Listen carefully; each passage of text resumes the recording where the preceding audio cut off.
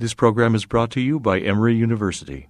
So this is the session on Animality and Judaism, and we've been, due to convergence of topics and general synergy, been reconfigured as a roundtable.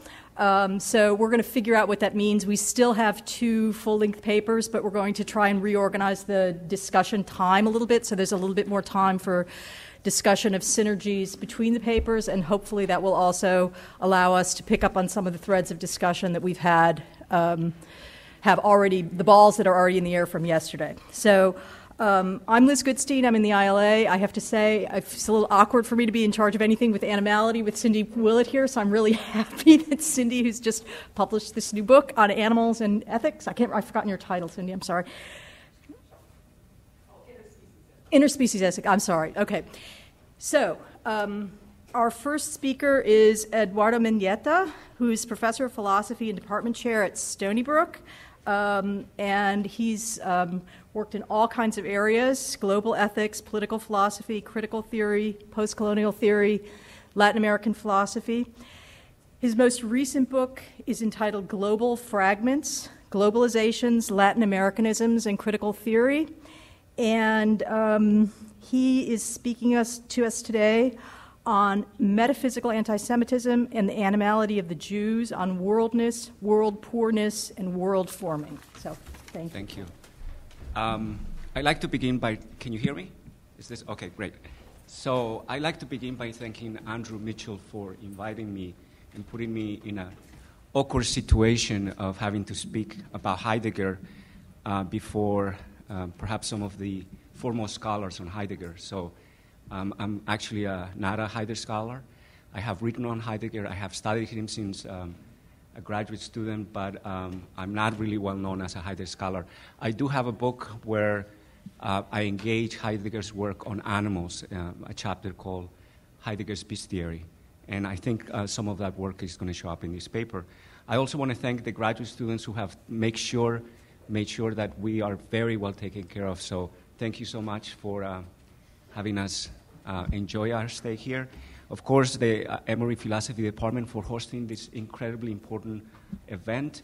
And finally, my colleagues who so far have given very, very provocative and fascinating papers. So without further ado, this is the first section. My paper has 3 sections. The first section is called In Heidegger's Shed. So according to the editors of Martin Heidegger's Gesamte Ausgabe, the Schwarze Hefte were meant to be published as the final volumes of the series, which, as we know, is not the case. There are some volumes from the other parts of the complete works that have yet to appear. Like in the past, the editors have either reversed or contravened Martin Heidegger's directions, inasmuch as we know that Heidegger himself may or may not have given such specifications. It should not go unnoted that notwithstanding the secrecy and tight control that is exercised over the Nachlass, for the last 4 decades there have been leaks about the contents of some of the manuscripts, and yet the existence of this Hefte was kept secret to the very last instant when they began to be edited for publication. This is in itself remarkable, as it is remarkable that Heidegger kept them and allegedly had intended to publish them as if they were to be a final statement or final confession. Peter Trondny has written a wonderful book that aims to provide a philosophical reasons for why Heidegger may have decided to publish them at all as the last volumes in the Gesamte Ausgabe. Thus, I recommend Irrensfuge, Heidegger's Anarchy, a book that should be coming out in 2015.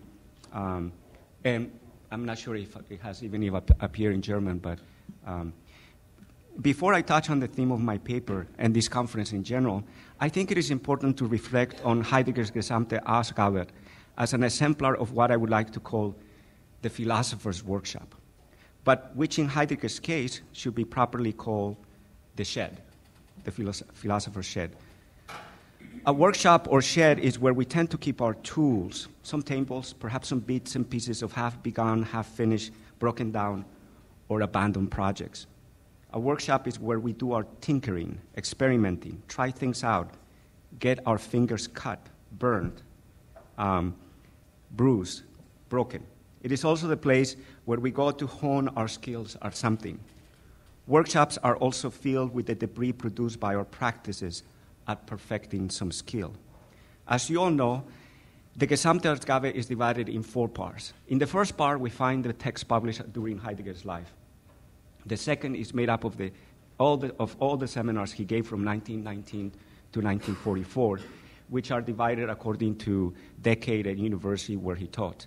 The third is made up of the many unpublished manuscripts Heidegger labored on, lectures, and notes, which evidently were meant as books, sequels, responses to be published as critiques of earlier books. The last section contains notes and recordings or protocols of seminars he gave, but which did not always come directly from his own hand. In addition, the editorial Karl Albert will be publishing in 3 sections Heidegger's correspondence, which is estimated to be about 10,000 letters. The output was simply staggering. I hazard to speculate that to this 5th section of the Gesamtausgabe, we could anticipate or project perhaps a 6th part, one made up of the transcripts of some of the lecture courses and lectures Heidegger delivered before the end of the war. For instance, we note that many of the lecture course manuscripts that have been published in the Gesamtausgabe were edited using extant versions of different manuscripts. Take an example. The lecture course from the summer of 1934, first announced as The State and Science, which became and is published as Logic as the Question Concerning the Essence of Language, GA 38. This is very peculiar because the editor of this volume claims in his editorial note that the volume was reconstructed from the different notes available, excluding one, namely Helen Weiss's manuscript. Now, as you know, this was published in Spanish with the German in Spanish by Victor Farias, and it is held in Ernst Tugendhat's bequest. It is peculiar that the editor noted that this one was not consulted. So there are peculiarities here. The point I'm trying to make is that there are many different versions of lecture courses that were kept throughout, and some of them have been used to put together the GA volumes. But we can expect, as in the case of Kant, that we will have the different versions of, let's say, the lectures on anthropology or the lectures on geography to be published. And I think this would be important. One of the things that I have wanted to do is compare the extant GA 38 with the version published by Victor Farias to see whether there are discrepancies. Additionally, here I'd like to note that Kisiel has reconstructed from different manuscripts what Heidegger may or may not have said about the greatness of National Socialism, or sometimes, as he claims, the greatness of this movement, which he did not identify allegedly with National Socialism. And this is, of course, the reference to that sentence in Introduction to Metaphysics. I note all of this because I want to make a point about something that philosophers like Heidegger, who kept busy workshops and sheds, teach us something about the nature of philosophy that has been occluded and perhaps even rejected in our day. And that is that philosophy is a praxis that requires relentless exercise, and that thinking as writing and writing as thinking is one and only one of the ways in which philosophy is practiced. As someone who is not a Heidegger scholar per se, but who has studied him closely and intensely since graduate school with what would I call a morbid and terrified fascination, I came to respect the intensity of Heidegger's passion for thinking and for working on his thinking through his writing. This is exemplified in his Schwarze Hefte. Their status is ambiguous, as their genre to which they belong is not entirely clear. They were notebooks in which Heidegger clearly put down very personal, highly controversial, and potentially incriminating thoughts. In this sense, they're a sort of philosophical diary, inasmuch as Heidegger is writing out thoughts that he does not feel confident can be publicly voiced, but at the same time have a temporal and circumstantial character. Many of the considerations and reflection in these notebooks are directly addressed to recent events in Heidegger's life and his contemporary times. The annotations are historically and biographically indexed, as when Heidegger is reflecting in his year as rector. Thinking that takes place in time, and time is preserving the history of a thought, the temporality of a thinking, this is what these notebooks exemplify. The notebooks then are a philosophical diary to which he wanted to refer back to later on, but that also testified to Heidegger's conviction about the temporality of thinking itself. In fact, he wrote indexes to each so as to keep track of certain key ideas. The Hefte are also just that, notebooks, in which Heidegger is also taking down ideas that he will elaborate later on in greater detail and in a less personal way in book manuscripts such as the Beitrage. As we read over the 3 or so far published volumes, we can see that some of the annotations are brief, elliptical, aphoristic. Some are sometimes a couple of sentences, but some go on for pages. There are not only Heidegger's own indexes at the end of each Hefte, but also internal cross-references, which meant that Heidegger was rereading and re-evaluating the developing coherence or integrity of certain considerations, reflections, and indications. In this sense, they're not just a diary, therefore, because they are a record of what was thought or took place, but more precisely, they're also a literally a writer's workshop. Heidegger is working on some ideas, and he's fashioning a language, a formulation, phrasings that then get worked over, in other words, into more developed texts. Troni notes in his Heidegger and the Myth of Jewish World Conspiracy that while the books contain annotations that seem attempts and first approximation to certain Heideggerian formulations, they also do not have the unfinished character of someone's rushed diary in which ideas have been, as it were, tweeted or telescoped for later completion or articulation. Thus, these Hefte are also texts that have a finished character that our diary or even notebooks do not have. And we must approach them with utmost seriousness and treat them with perhaps the same hermeneutical care that we devote to works like the Besinnung and the Beitrage. These preliminary considerations set the stage for a more substantive discussion of why these notebooks both were kept secret and why they have reignited a wave of debates concerning Heidegger's Nazism and anti-Semitism. Or perhaps following lo zurdo, we should call anti-Judaism and distinguish it from anti-Semitism. But we can talk about whether to call this anti-Judaism or anti-Semitism. In what follows, I will first identify at least 7 ways in which Heidegger's anti-Semitism or anti-Judaism is articulated in some of the remarks found in the notebooks. And I will try to show why Heidegger's anti-Semitism is a form of metaphysical, or what has been called by Peter Troni and others, being historical anti-Semitism. If we have time, I will then turn to the vexed relationship between Heidegger's metaphysical, being historical, or linguistic racism and his metaphysical anti-Semitism by discussing the relationship between the animal and those people who are neither historical and whose language is not the site of the disclosure of Sein, nor whose being could claim to being historical, a privileged site for the givenness of Sein. It should be noted right at the start that reading this Hefte, at least in my case, is a very uncanny and discomfiting experience. For by reading them, we are brought to the edge of the abyss of the profundity of risky thinking and the depthless banality of philosophical quiche.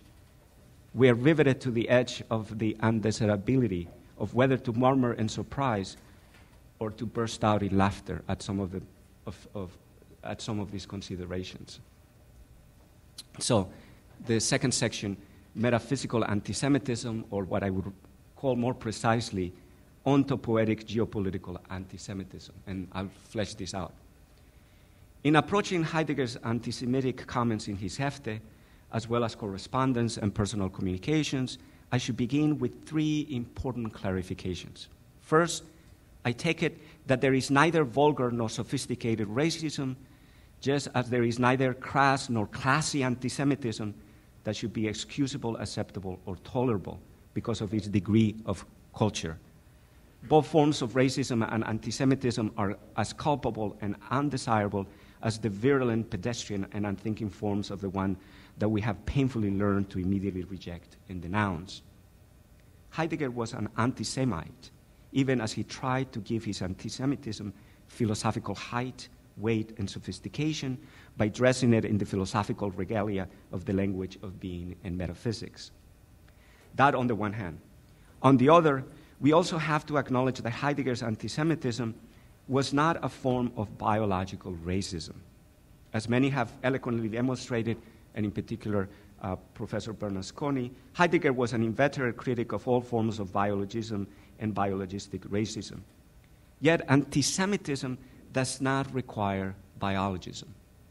In fact, this is what makes anti-Semitism a distinct form of discrimination, for it endures and continues to be so entrenched because it does not fit within the schema or matrix of Western racialist thinking. The Jew does not belong first and foremost to a race. Yet, the Jew is also not simply defined by a universal faith or troubling belief that has no homeland and no blood ties. While the Jew is a product of miscegenation from the outset, he or she is also held together and defined by blood ties that are always proclaimed and reclaimed in the name of a faith practice, a ritual, a belonging in a faith of communion. The Jew, thus, is neither a race nor simply an ethnicity. The Jew is perhaps the hyper-race because of their blood lineage held together by the avowal of the commitment to live by their faith. I'm speculating here what a Jew might be, but it's certainly neither race nor ethnicity. It's a whole combination of things, which makes it very easy, therefore, to be an anti-Semite and dispense with any kind of racialist thinking. So that is to say that one can be a committed anti-Semite even if one does not have a shred of racism, biologistic racism, that is to say. It is for this reason that, along with Beryl Lang, notwithstanding Bernasconi's skepticism about the term, I would speak of metaphysical racism and metaphysical anti-Semitism. That is, forms of invidious distinctions that are matched and connected to very effective forms of discrimination at times, turning into forms of violent exclusion and extermination at others. But by metaphysical anti-Semitism, I mean something more precise, and this is what I'm going to flesh out. And I flesh it out by disaggregating metaphysical into ontopoetic geopolitical anti-Semitism. And I think that that gives it a more concrete sense of what we mean by metaphysical. The third preliminary reflection or consideration qualifies the prior one and takes up some of the things put on the table yesterday by Tom Rockmore. Now, Robert Bernasconi has been engaged in a debate with Pauline Kleingel about whether and when Kant ceased to be a racist. Bernasconi thinks he never ceased to be a racist. Kleingel thinks that in the mid-80s, 1780s, Kant ceased to be a racist. We still have to figure that out. As we begin to read and make sense of the Hefte, some may want to begin a similar debate about Heidegger. When did Heidegger cease to be an anti-Semite? If he ever did, and I think this is going to be a question that we will have to ask. I'd like to suggest, in response to Rockmore's text, that we can discern at least three stages of Heidegger's anti-Semitism or anti-Judaism. There's a first stage that would go from the teens and 20s up through 1933 that we can call pedestrian or Das Mann anti-Semitism. A second stage would go from the Rektoratsrede through the end of the war. And following Troni here, we can call this the science-geschichtliches Antisemitismus, or philosophical antisemitism. This antisemitism, interestingly, belongs to the period when Heidegger is most engaged in his own so-called private National Socialism and his so-called internal resistance to National Socialism. And that itself is a very interesting philosophical question. We can also talk about a third stage that would go from the end of the war to his death, and to this period belongs, or this is the period that we know as the period where Heidegger is developing the fourth fold, the thinking of Gelassenheit, the period of waiting to be saved by a God. And we could call this period the letting be anti-Semitism, or the post-metaphysical racism, or anti-Semitism. Evidently, this is just a preliminary chronology when we think about the persistence of anti-Semitism in Heidegger's thinking. Now, I will argue that we can discern at least 7 ways in which Heidegger justifies or rationalizes or philosophizes his anti-Semitism during the 30s and early 40s, the period when he writes some of the remarks that are now being considered in the Hefte. First, Heidegger thinks and argues that one has to identify the Jew with the completion of Western metaphysics. The alleged world Jewish conspiracy is but the culmination of Western metaphysics, just as the gigantic and machination are also expressions of the same world historical process. For this reason, it could be argued that the Jew in Heidegger is Nietzsche's last man, the embodiment of the culmination of the faithful self-giving of being as metaphysics. Second, the Jew is representative of the empty rationalism and universalism that defines modernity and the culmination of Western calculative thinking. As a vociferous critic of liberal and humanistic universalism, which are, according to Heidegger, based on anthropocentrism, Heidegger identifies the Jew with the cosmopolitan and democratic principle of a calculative thinking that stands in opposition to grounded work historical, localized, meditative thinking. We heard a lot about this yesterday. If, as we read the text from the mid-30s, in particular the seminar on nature, history, the state, and I quote here, and this actually already was quoted, relatedness to space, that is, the mastering of space and becoming marked by space, belong together with the essence and the kind of being of a people, close quote, then this relatedness and being marked by space is alien, inaccessible, and incomprehensible to Semitic nomads. So the Jews cannot understand this rootedness of meditative thinking. Third, Heidegger takes the historical prejudice that associates Jews with money and gives it a being historical sense. The Jew is the embodiment of the domination of calculation and machination that characterizes modernity. The Jew is to calculation as number is to machination. The Jew is to calculation as number is to machination. That is to say, the reduction of that which truly presents as being to the empty and deterritorializing and dehistorizing formalism of number.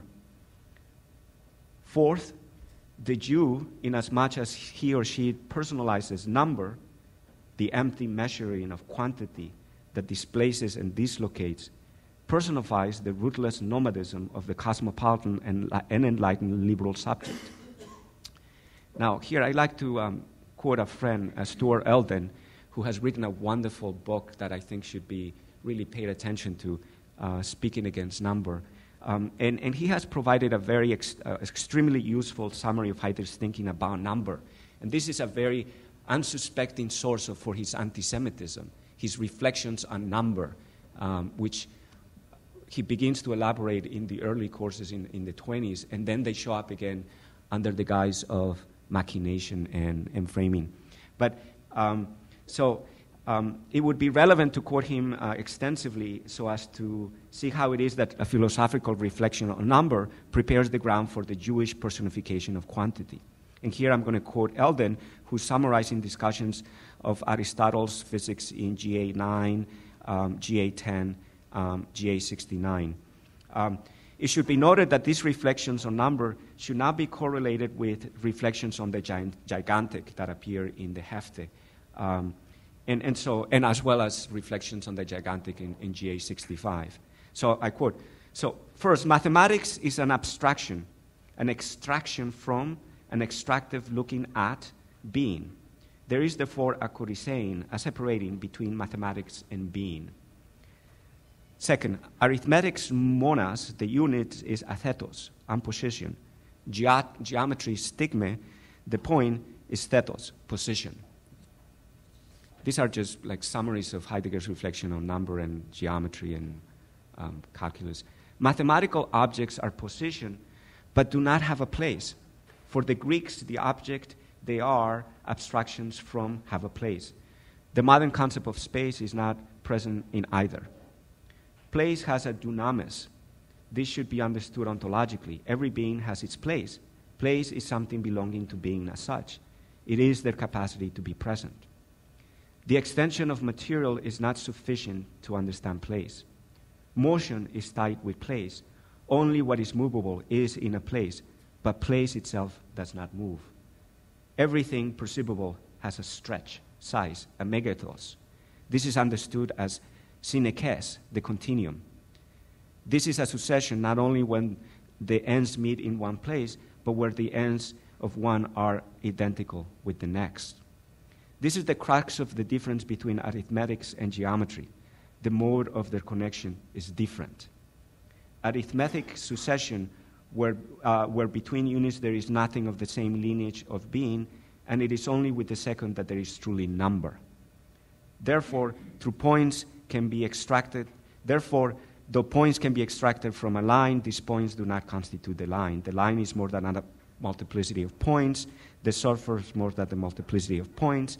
The surface more than the multiplicity of lines. The solid more than the multiplicity of surfaces. So a fascinating reflection on mathematics, number, and so on that gets transposed into the thinking of the Jew. So the Jew, qua personification of number, thus embodies the worldless baselessness that stands opposite to a metaphysical people who belongs to the homeland and whose autochthony is rooted and nourished by a soil of a we that affirms and decides for itself in and through its state. The Jew, at least during Heidegger's time, was writing, at the time Heidegger was writing, had neither a homeland nor a state. One can also extrapolate that given the Jew's relationship to the different adopted language, including German, that Heidegger would see Jewish polyglottism as an additional mark of their worldlessness and baselessness. The Jew belongs to no language, and thus they also lack the most elemental ground of all, a world historical language. They're not privy to the poetic ontological gift of a metaphysical people. Maurice Hollander argues in his wonderful book, The Language of Paradise, Race, Religion, and Philology in the 19th Century, and I quote, "Language not only defined the human being, it was also the primordial instrument of political association." Close quote. Heidegger subscribed to this belief. It was also the primordial, he also subscribed to this belief. But for him, for Heidegger, the politics of language and language as the site of the political becomes the ground for itself political exclusion. Fifth, the Jew is the personification of the principle of phrase thinking that ultimately is grounded in Judeo-Christian and Renaissance humanism. The Jew lives by the principle of race thinking, and it is for this reason that the Jews are both the targets of racialism's most virulent application, but at the same time, those who seek to limit its application while also deploying it. But to underscore, Heidegger is transposing biological racism into what Marianne Hines has called existential ontological racism. As she writes, in the place of biologistic theories of the worthlessness of the Jewish people, Heidegger affirms a racism founded on existential ontology within the history of the Jews as aliens and enemies of the life of the German people. Close quote. This existential ontological racism places Jews within what Troni has called a being historical Manichaeism. I love that term, world historical Manichaeism, in which the metaphysical people confront the anti-metaphysical people. As a metaphysical foe and menace, the Jew instigates the sacrifice of the blood of the metaphysical people, while the Jews themselves use others as praxis for their world historical criminality. This is Heidegger. I'm just paraphrasing. I figured that all of these passages will be quoted ad nauseum, so I'm just not doing so myself. 6, the Jew is added to the pincers. Remember that beautiful sentence from Introduction to Metaphysics. So the Jew is added to the pincers that gripped Central Europe in general, and Germany in particular, so that we now have a world historical trunks made up by Americanism, Bolshevism, and world Jewry. The formulation articulated in the Introduction to Metaphysics is now updated, and I quote, paraphrasing, of course. Europe is caught in the throngs of Russia, America, and the Jews, which are metaphysical the same, namely in regard to the world character and the relation to the spirit.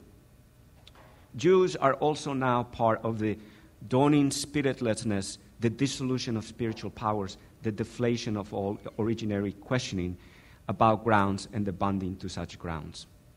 Close quote. Additionally, we have to see how these 1935 claims are updated in the Schwarze Hefte and how they're also articulated in G865, the Beitrage, where we find in section 19 explicit articulation of the assimilation of Jewishness to Bolshevism and Christianity. Here, page 49. 7th, and following on the prior elevation of the Jews to a world historical phenomena, Jews, Jewry, Jewishness are now part of an ontological geopolitical struggle. They are now a foe in an ontological geopolitical conflagration and metaphysical confrontation. Jacques Derrida, in Of Spirit, wrote the following, and I quote, "Geopolitical, then, Europe, Russia, and America are named here, which still no doubt means just Europe. But the dimension remains properly geopolitical. Thinking the world is determined as thinking the earth or the planet. Geopolitics conducts us back again from the earth and the planet to the world, and to the world as a world of spirit. Geopolitics is none other than a Weltpolitik of spirit. The world is not the earth. On the earth arrives an obscuring of the world, the flight of the gods, the destruction of the earth, the massification of men, the preeminence of the mediocre." This is Derrida.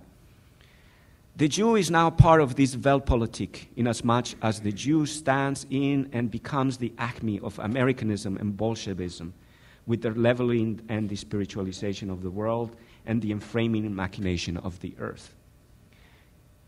Ted Kisiel, further elaborations on Heidegger philosophical cum metaphysical geopolitics, however, allows us to see more clearly what is at stake by the assimilation of the Jew to the Weltpolitik of spirit.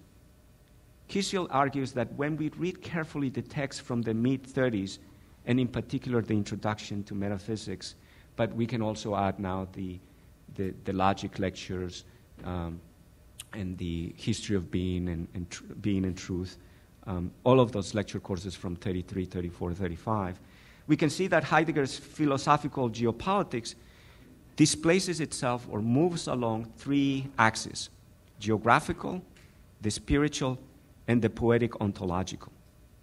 Following Kisiel, I would argue that the Jew within Derrida's Weltpolitik or ontological geopolitics has metastasized into the groundless and rootless cosmopolitan subject that contributes to the despiritualization of the world, who is excluded while occluding the poetic ontological side of the disclosure of being in the most metaphysical of languages, German.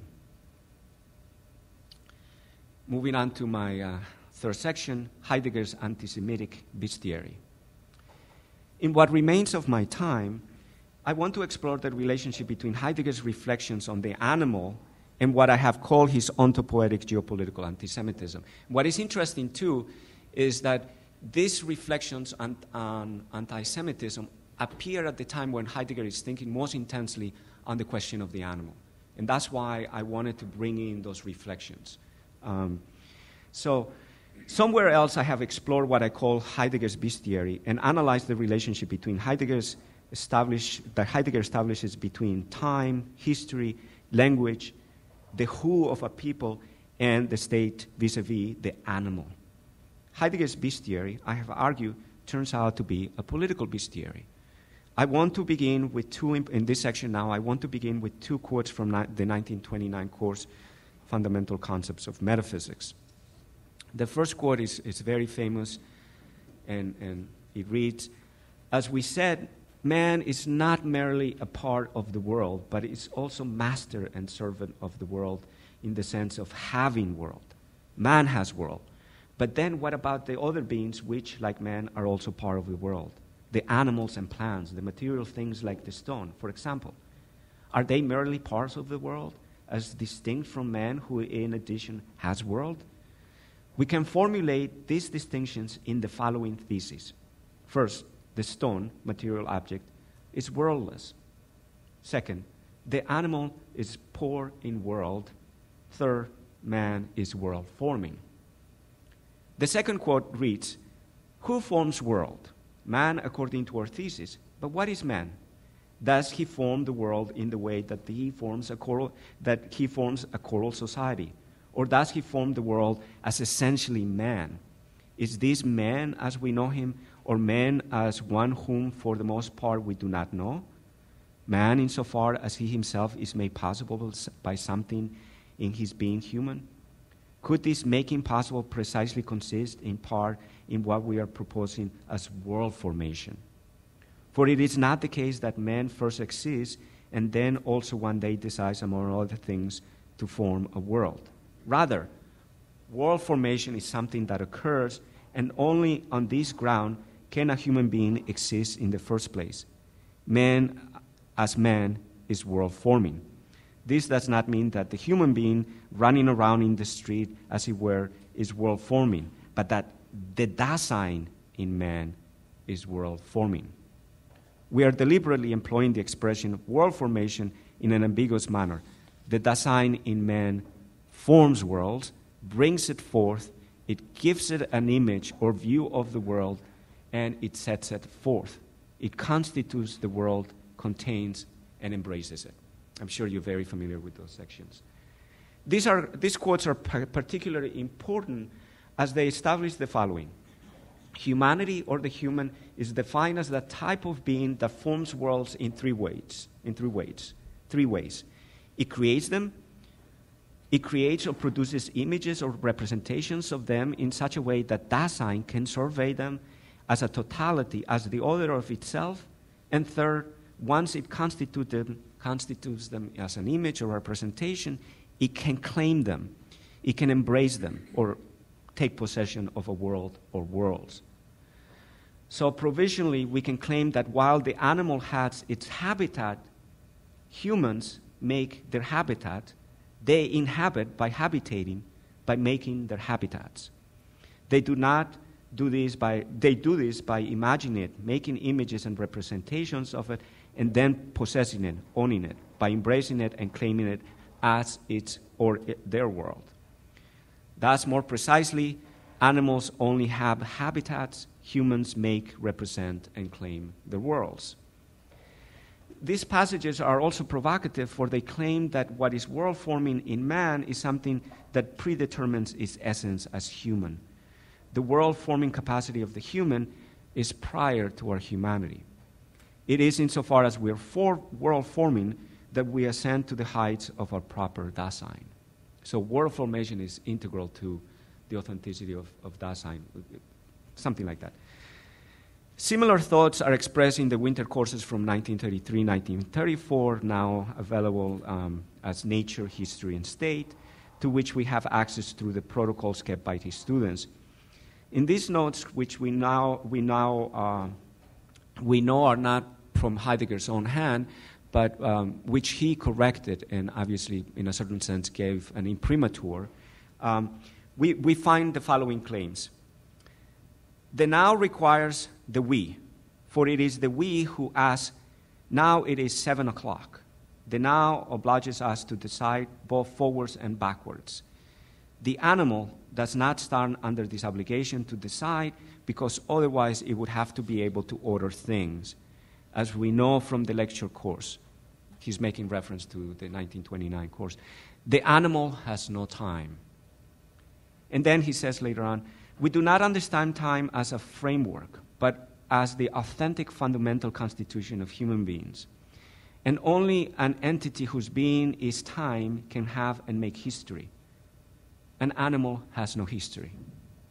Now, from 29 to 34, we have a clarification of the worldhood of the world. The world is not simply spatiality, the Da of Dasein.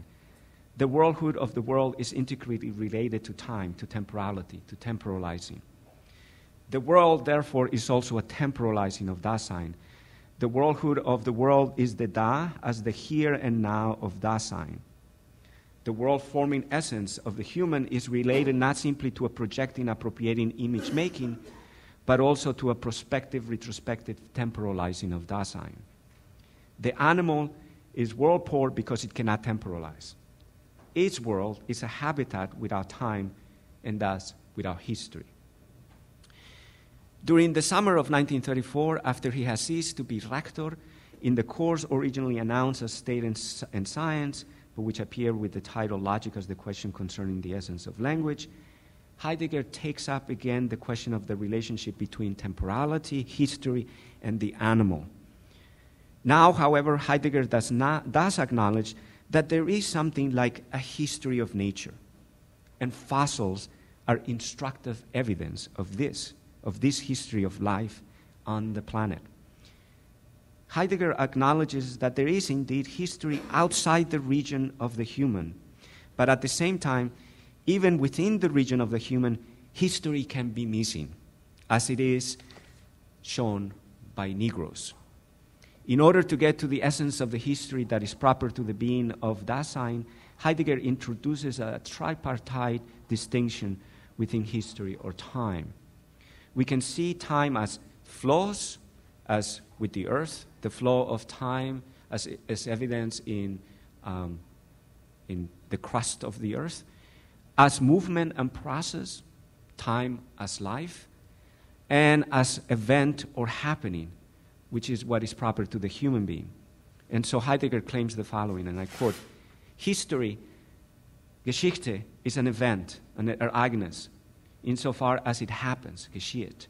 A happening, a Geschehen, is historiographical, insofar as it stands in some Lore, Kunde, is explored, erkundet, and manifest, bekundetet. Then Heidegger's central thesis here is that history is the distinctive kind of being of the human being. History as an event and as a happening is the result of a decision decided out of the resoluteness of a we that in its decision answers its own question. Who are we? We know that in this course, history and decision are linked to language. Temporalizing takes place in language. Language, in fact, is the temporalizing of Dasein. The animal, which does not have time and thus has no history, cannot temporalize, and therefore it cannot have language. The animal then is both speechless and unhistorical. In this course, we can also find Heidegger making the following claim, and I quote, even nature, the animate as well as the inanimate, has its history. But how do we come to say that Kafirs are without history? They have history just as well as apes and birds. Or do earth, plants, and animals possibly have, after all, no history? Admittedly, it seems indisputable that that which goes by immediately belongs to the past. However, not everything that passes by and belongs to the past needs to enter into history. Close quote. So the choice really is not between either nature has a history and Negroes do not, or nature has no history and Negroes do. Rather, the choice is between what enters properly into history, which enters into it through language, resoluteness, a decision and the formation of a people who finds a historical being in its state. Thus, Negroes are assimilated to the time of life as process and organic movement because of their lack of a properly metaphysical language and a world historical state. The time of Kafirs, of Negroes, is the time of living organisms, but not the time that is proper to human Dasein. Interestingly, Heidegger's Negroes here are no different than Kant's happy sheep on Tahiti and Tahitians themselves. With these reconstructions on hand, we can perhaps begin to see how Heidegger's ontopoetic geopolitical anti-Semitism can lead to the bestialization or the animalization of the Jew. If Jews are wordless and they're deprived of a proper metaphysical language and are the personification of a calculative attitude towards the being of being that is not entirely different from the animal being guided by instinct, one can see how it is that they're also rendered a historical, speechless, and without world. The Jew, the Jewish people, may be a people, but they're no different than Kafirs, Negroes, and Tahitians. The peoples without history, who may be happy beasts stranded on the Jurassic islands of political bestiaries. Thank you.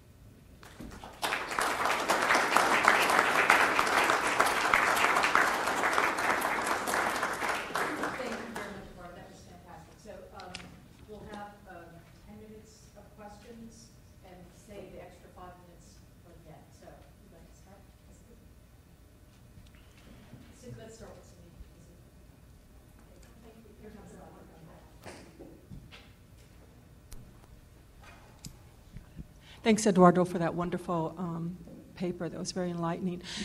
I was wondering a little bit about the difference in the status between the Jew and the animal that might come up in relation to another term, the earth. You don't think of the animal and Heidegger as modernist. And so I wonder if there's... As modernist? Is modernist, is hyper-rational. Having almost too much world instead of not enough. And I wonder if there's some distinction there that's relevant. That's an excellent question, Cindy, because actually I trace the evolution from 1929 to the lecture course on Herr's book on the origin of language. And what happens is, in the 1929 course, the animal is world poor. In the when is that course? The one on hers? That's from like 39.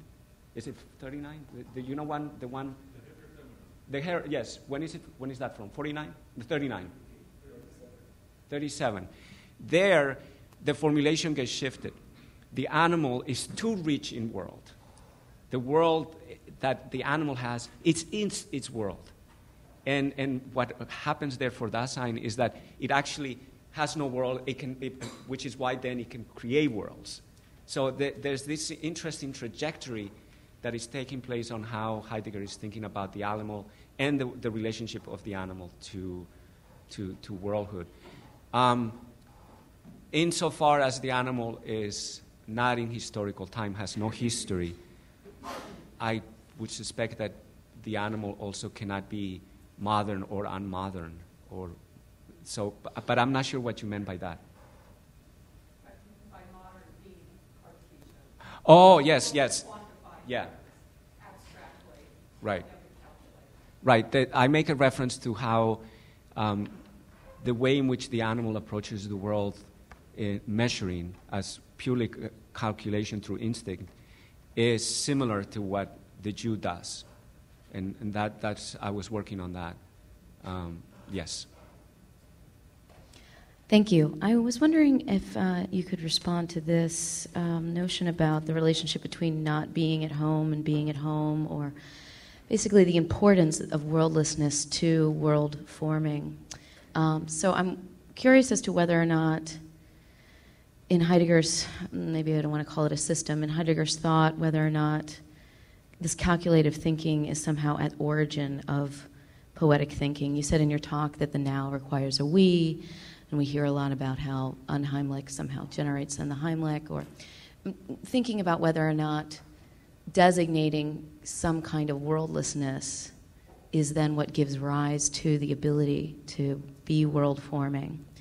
Whether or not there's something still to be salvaged of the position of Jewry, international Jewry, for the poet. Yeah.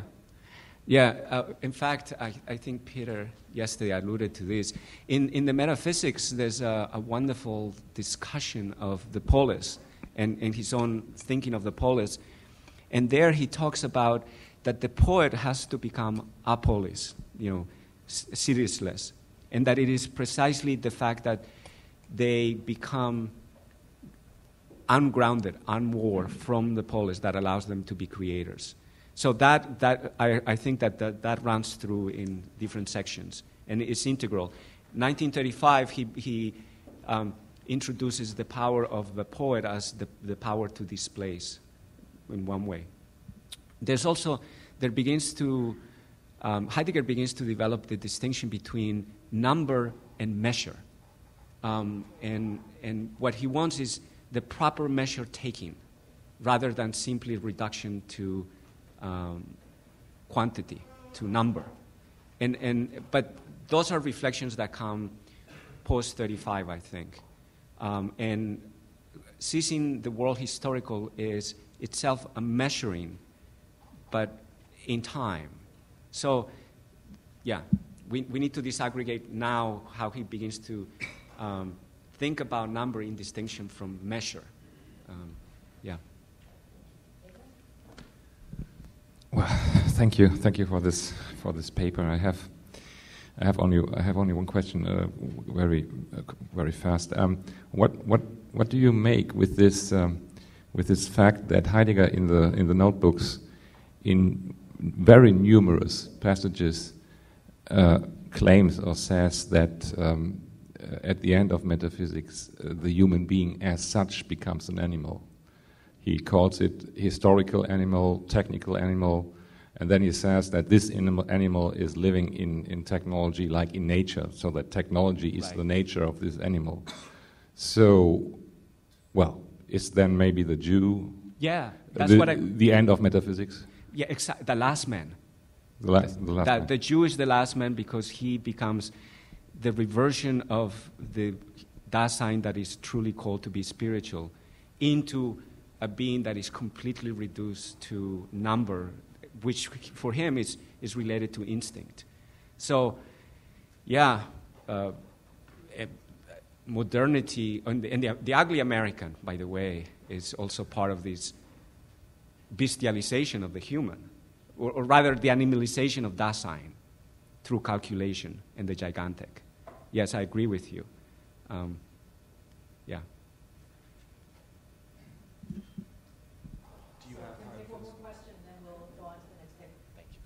Thank you very much for a great paper. I just wanted to read a passage from Basic Problems of Metaphysics very briefly that I think maybe pushes what you said at the very end of your paper about the Jews as a people but not as Dasein. Yeah. So, quote, he's talking about life and how it differs from Dasein. And he says, but this does not mean that life represents something inferior or some kind of lower level in comparison with human Dasein. On the contrary, life is a domain which possesses a wealth or an openness with which the human world may have nothing to compare. End quote. Yeah. Could that be true for Judaism as well? It represents a certain way of being in the world with which human Dasein has nothing to compare. Of course, that's still problematic for various reasons. But if we can align Heidegger's thinking of the Jew, thinking of animality in some sense, and animality may, for Heidegger at various points, represent a richness, even inaccessible to human Dasein. What does that say about Heidegger's understanding of Judaism? That's an interesting suggestion. But as I just said, he is fluctuating. There's an arch to his thinking about the animal. On the one hand, he begins their world poor. They are in time, but the time is the process of life. It doesn't happen. It doesn't create history. It's not the site for the disclosure of being. And then he culminates, as far as I know, with thinking that the problem with the animal is that the world is too rich, is too circumscribed.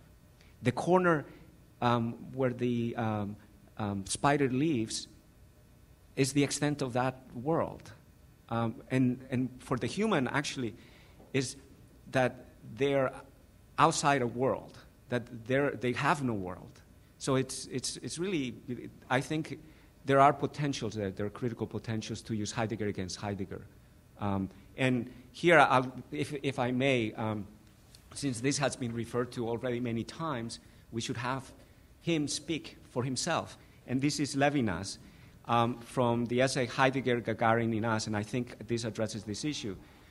One's implementation in a landscape, one's attachment to place without which the universe would become insignificant and would scarcely exist, is the very splitting of humanity into natives and strangers. And in this light, technology is less dangerous than the spirits of the place. Technology does away with the privileges of this rootedness and relatedness sense of exile. It goes beyond this alternative. It is not a question of returning to the nomadism that is as incapable as sedentary existence of leaving behind a landscape and a climate. Technology wrenches us from the Heideggerian world and the superstitions surrounding place.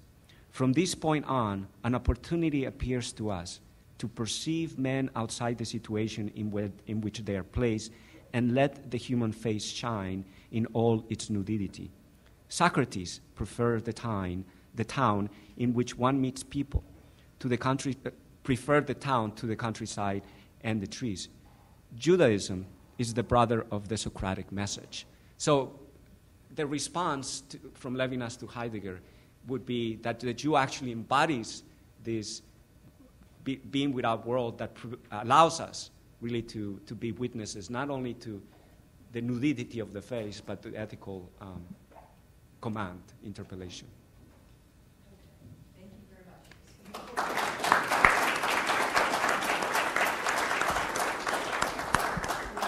I'm going to move on to Bettina Bergo's paper. Bettina is professor of philosophy at the University de Montreal in Canada. Her areas of specialization are phenomenology, psychoanalysis, Levinas, Nancy, and Jewish thought. She's the author of Levinas Between Ethics and Politics, For the Beauty That Adorns the Earth, and many important translations, most recently Didier Franc's Nietzsche and the Shadow of God. And she has a collection, an edited collection of essays coming out in January entitled I Don't See Color, Personal and with the scare quotes, Personal and Critical Perspectives on White Privilege. Her paper is entitled Sterben Sie? The Problem of Dasein in Animals of Various Kinds. And does everyone have the handout? I have a few extras here, if anyone needs that. Yeah. All right. Thank you very much, Elizabeth.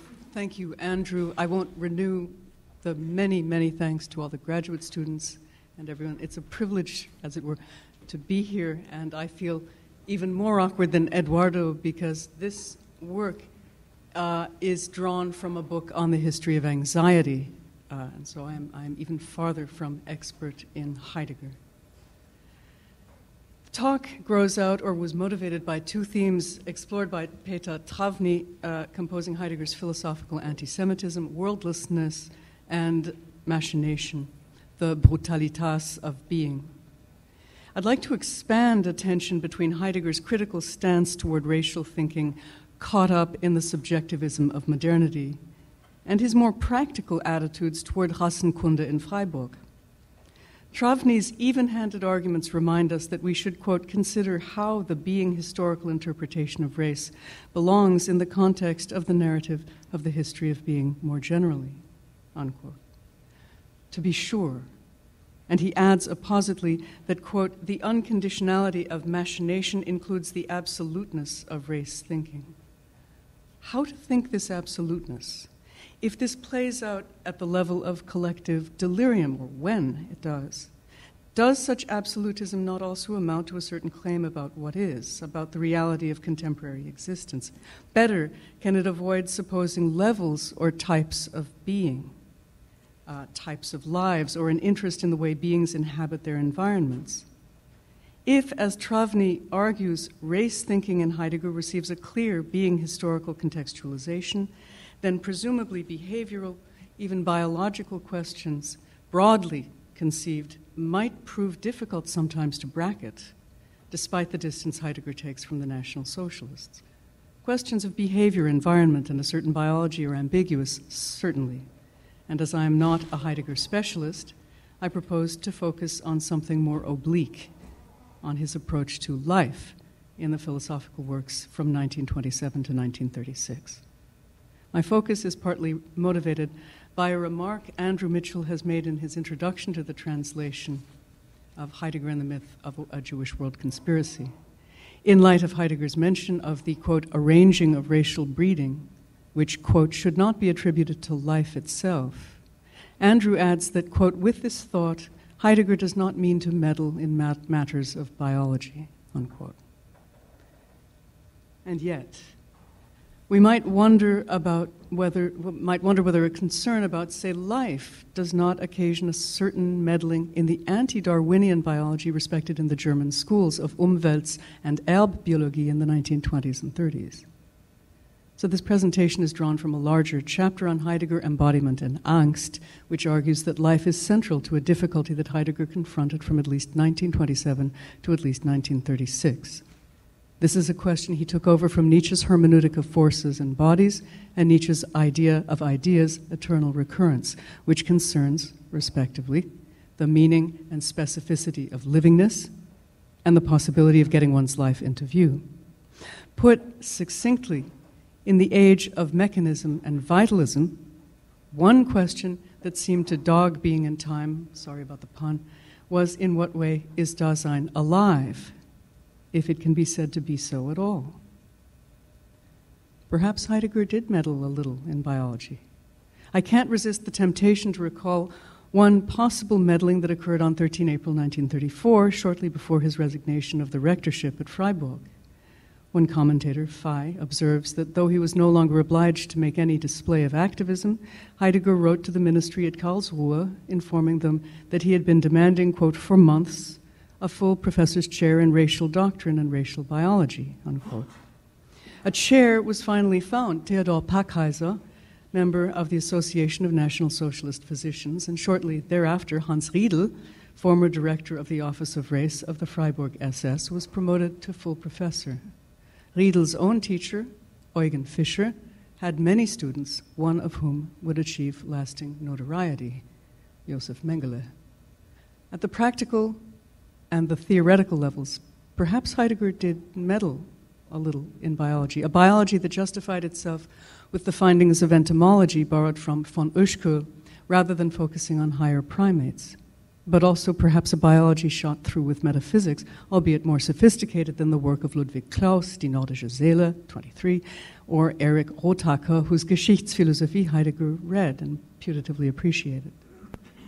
Now, arguably, if one of the difficulties of Being and Time was its proximity to philosophical anthropology, then works like the 1928 Metaphysical Foundations of Logic and the 1929 Fundamental Concepts of Metaphysics represented efforts to move past philosophical anthropology and address the question of being as well as life by strengthening the distinction between man and animals, exploring new Stimmungen like boredom attuned to nothingness, and posing the question of Stufen, or levels within being. The argument concerning Dasein and life, which I'll take up shortly, consists, I think, of three Leitmotifs: Benommenheit, Eigentlichkeit, and Nichtigkeit. So, in that order.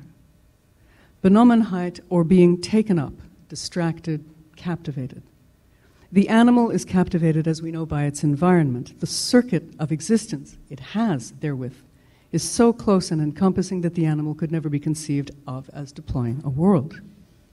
Yet we might forget that Dasein can also be benommen, and here the vast semantic network growing out of the verb nehmen, genommen, shows all of its power in Heidegger's thought. Dasein is benommen when anxiety takes it, quote, all the way back, zurückgenommen, to its naked uncanniness, such that it becomes fascinated, benommen, by it. This fascination, Benommenheit, however, not only takes Dasein back from its worldly possibilities, but at the same time gives it the possibility of an authentic potentiality for being in time, section 68. While Dasein receives its potentiality from Benommenheit, the animal, a drive being, derives nothing from its version of captivation. Nevertheless, the term is the same. 2. Eigentlichkeit versus Eigentümlichkeit, or animal ipseity. We recognize authenticity attributed to Dasein from 1927 in Eigentlichkeit. But when read in light of the fundamental concepts of metaphysics, we might be tempted to contrast Eigentlichkeit with animal Eigentümlichkeit. The merely living being is not eigentlich because its behavior is said to be entirely drive-based. While Heidegger admits that life possesses, quote, a wealth of openness, unquote, that may be greater than that found in the human world. That's Fundamental Concept 60.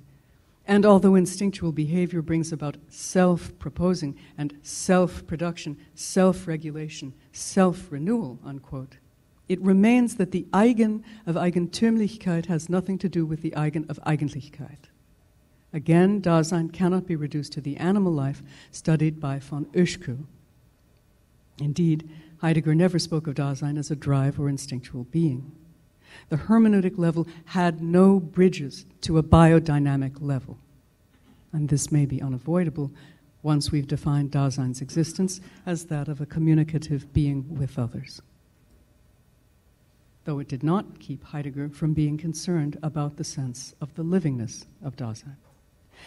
After all, a finite being is, by implication, one that dies. Only a living being can die. But the eigen of the animal, although translated as self, implies no I, no ego, and certainly no correlative deployment of a world. In an important sense, the animal simply is its Umwelt. Third, negation and nothingness. If drive behavior, as found in bees, entails satiation, inhibition, and disinhibition, then we can qualify drive behavior as a relating to this versus that. Caught up in, quote, the ring of its drives, unquote, the animal satiates one drive, eliminates it, only to pass into another. The praying mantis copulates with the male, and once this drive is satisfied, the male becomes her prey. Elimination is a kind of negating, but in no way that of the negating effectuated by anxiety. Indeed, the 1929 lecture, What is Metaphysics?, deepens Heidegger's heuristic of the concept of nothing, nichts. Using psychological and existential factors like the experience of, quote, unyielding antagonism, stinging rebuke, galling failure, experiences his audience would have found quite comprehensible, Heidegger argues that these open onto the annihilating nothing that robs us of speech, quote, holds Dasein out into the nothing, unquote, and out over beings. This existential transcendence in which we become aphasic nevertheless has nothing to do with the beseitigen of animal behavioral elimination. We thus see three basic dimensions thanks to which Heidegger distinguishes hermeneutic existence from animal life. Fascination versus captivation, a hermeneutic self versus a drive self, and two senses of negation distinguished by transcendence versus pure immanence. Now, I'm proceeding very quickly, and I'm sorry, but because beyond highlighting the interesting case of what we could call semantic parallels, whose intersections are radically foreclosed, I want to come to a few arguments from the Beiträge, that other great being historical text. It seemed to me facile to pull out citations from the Überlegungen when I was not sure I fully grasped them. So my remarks are motivated, as you can see from the title, by Heidegger's query in Die Gefahr, translated by Andrew and discussed by Travny. Hunderttausende sterben in Massen. Sterben sie, sie kommen Right. Well, this is a well-known discussion of mechanization and the fabrication of corpses, followed immediately by the starvation of millions in China.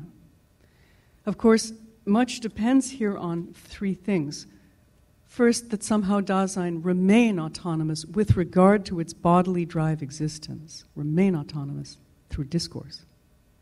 That Dasein, second, and perhaps not all Dasein, can and must take up its ownmost potentiality for being through anxiety.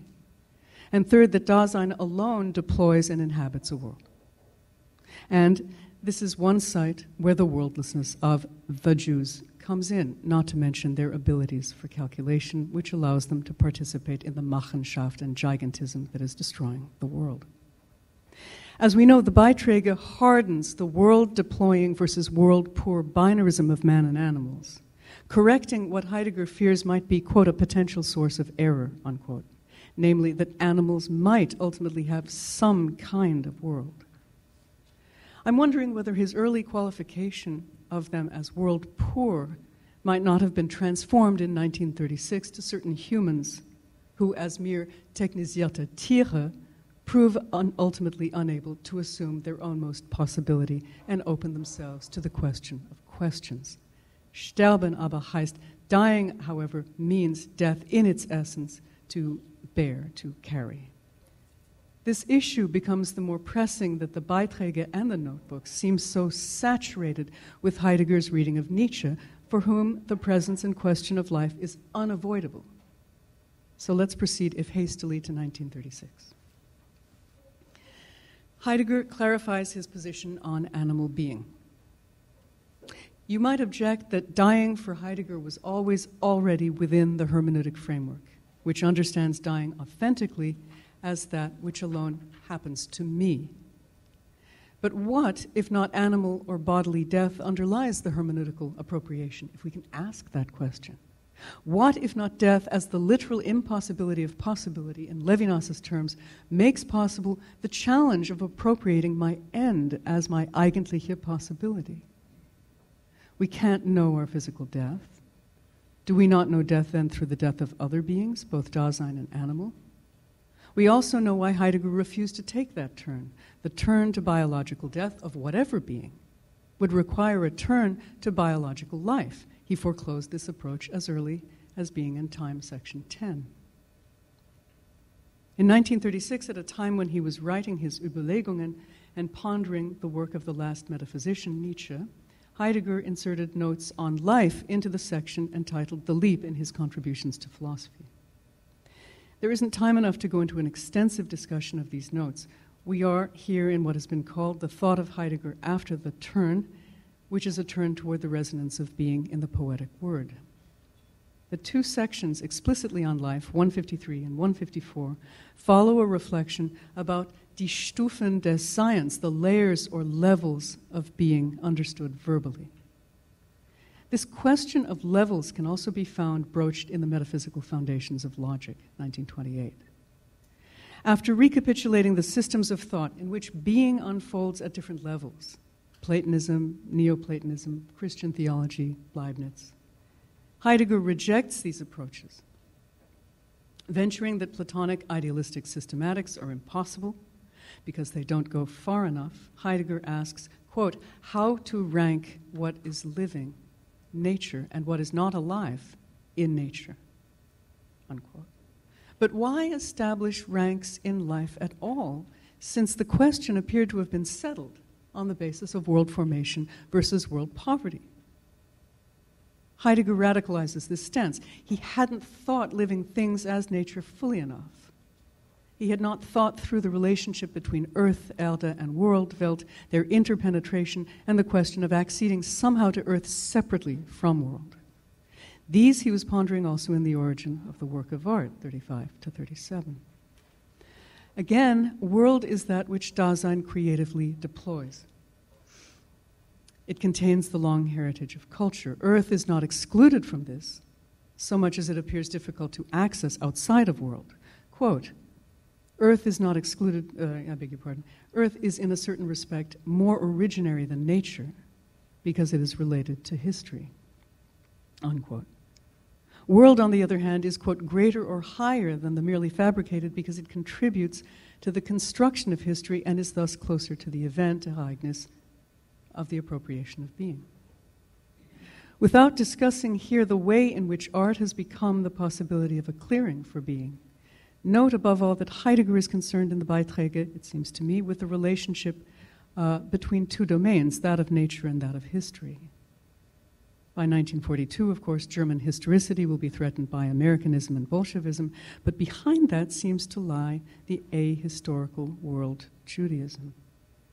In 1936, Heidegger simply considers the question of how to reach a dimension of thinking deeper than these two separated domains. Quote, it's in your handout, but does there nevertheless not remain a way for furnishing similar to the kind of ontologies of different domains, nature, history, a purview for that projecting open which accords with being, and thus to make the domains experienceable anew.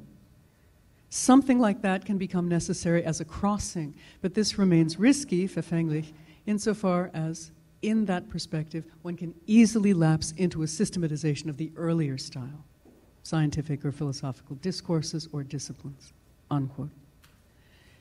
In 1936, the task seems clear: to avoid introducing layers or stages into being, even as one looks for a deeper, more obscure ground between the separated domains called nature and history.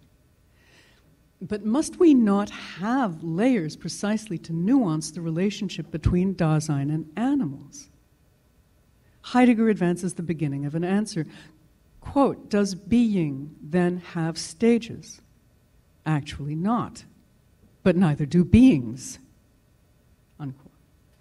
If not layers, then do we not need to consider living existence as having so many degrees of, say, openness to their world?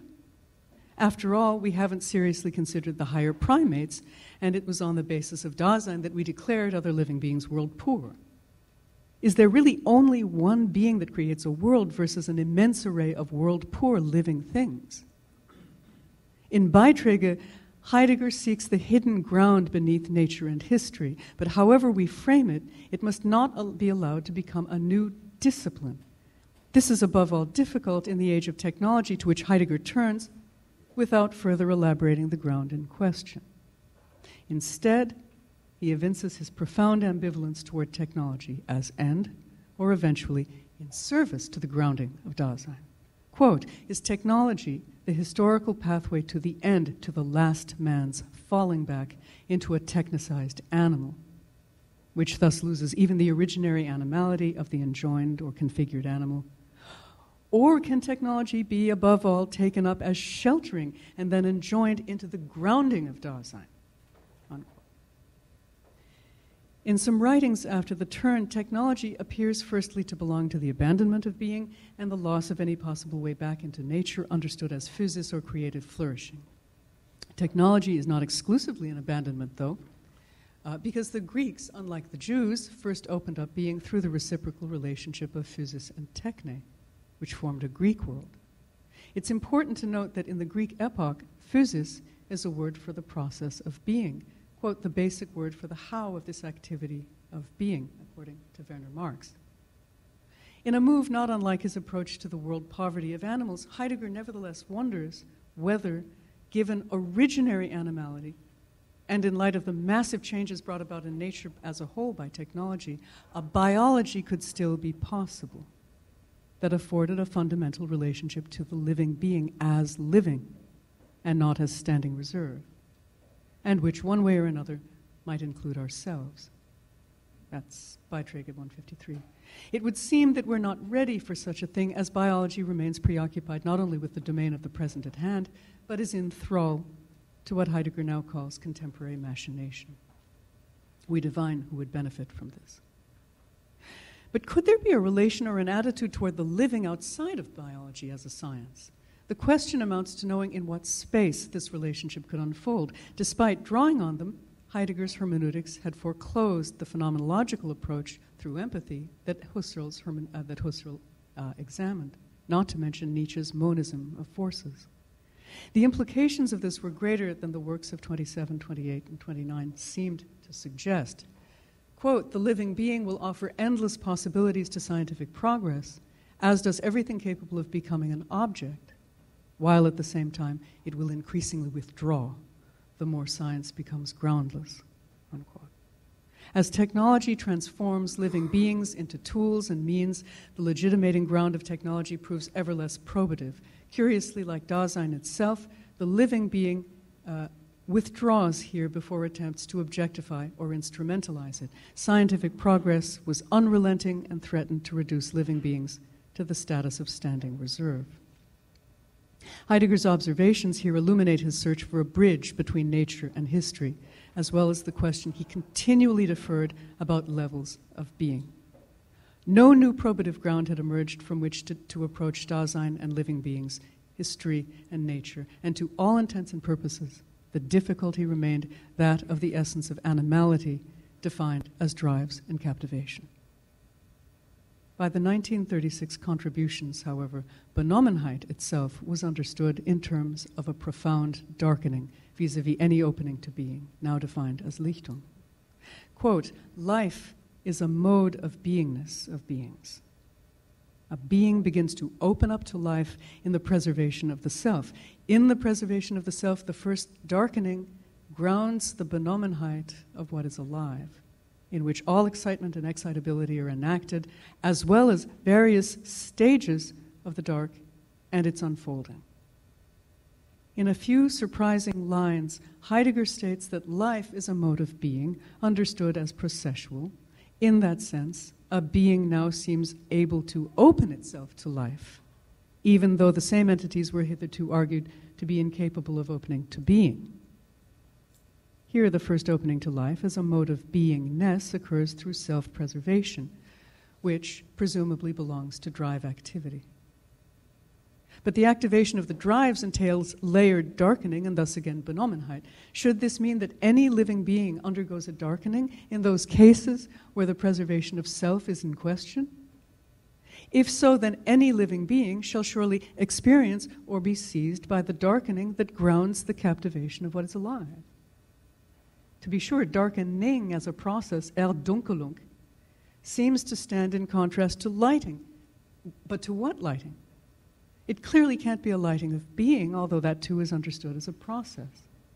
With animals, given their sunkenness in their Umwelt, such opening occurs precisely with the drive behavior called self-preservation.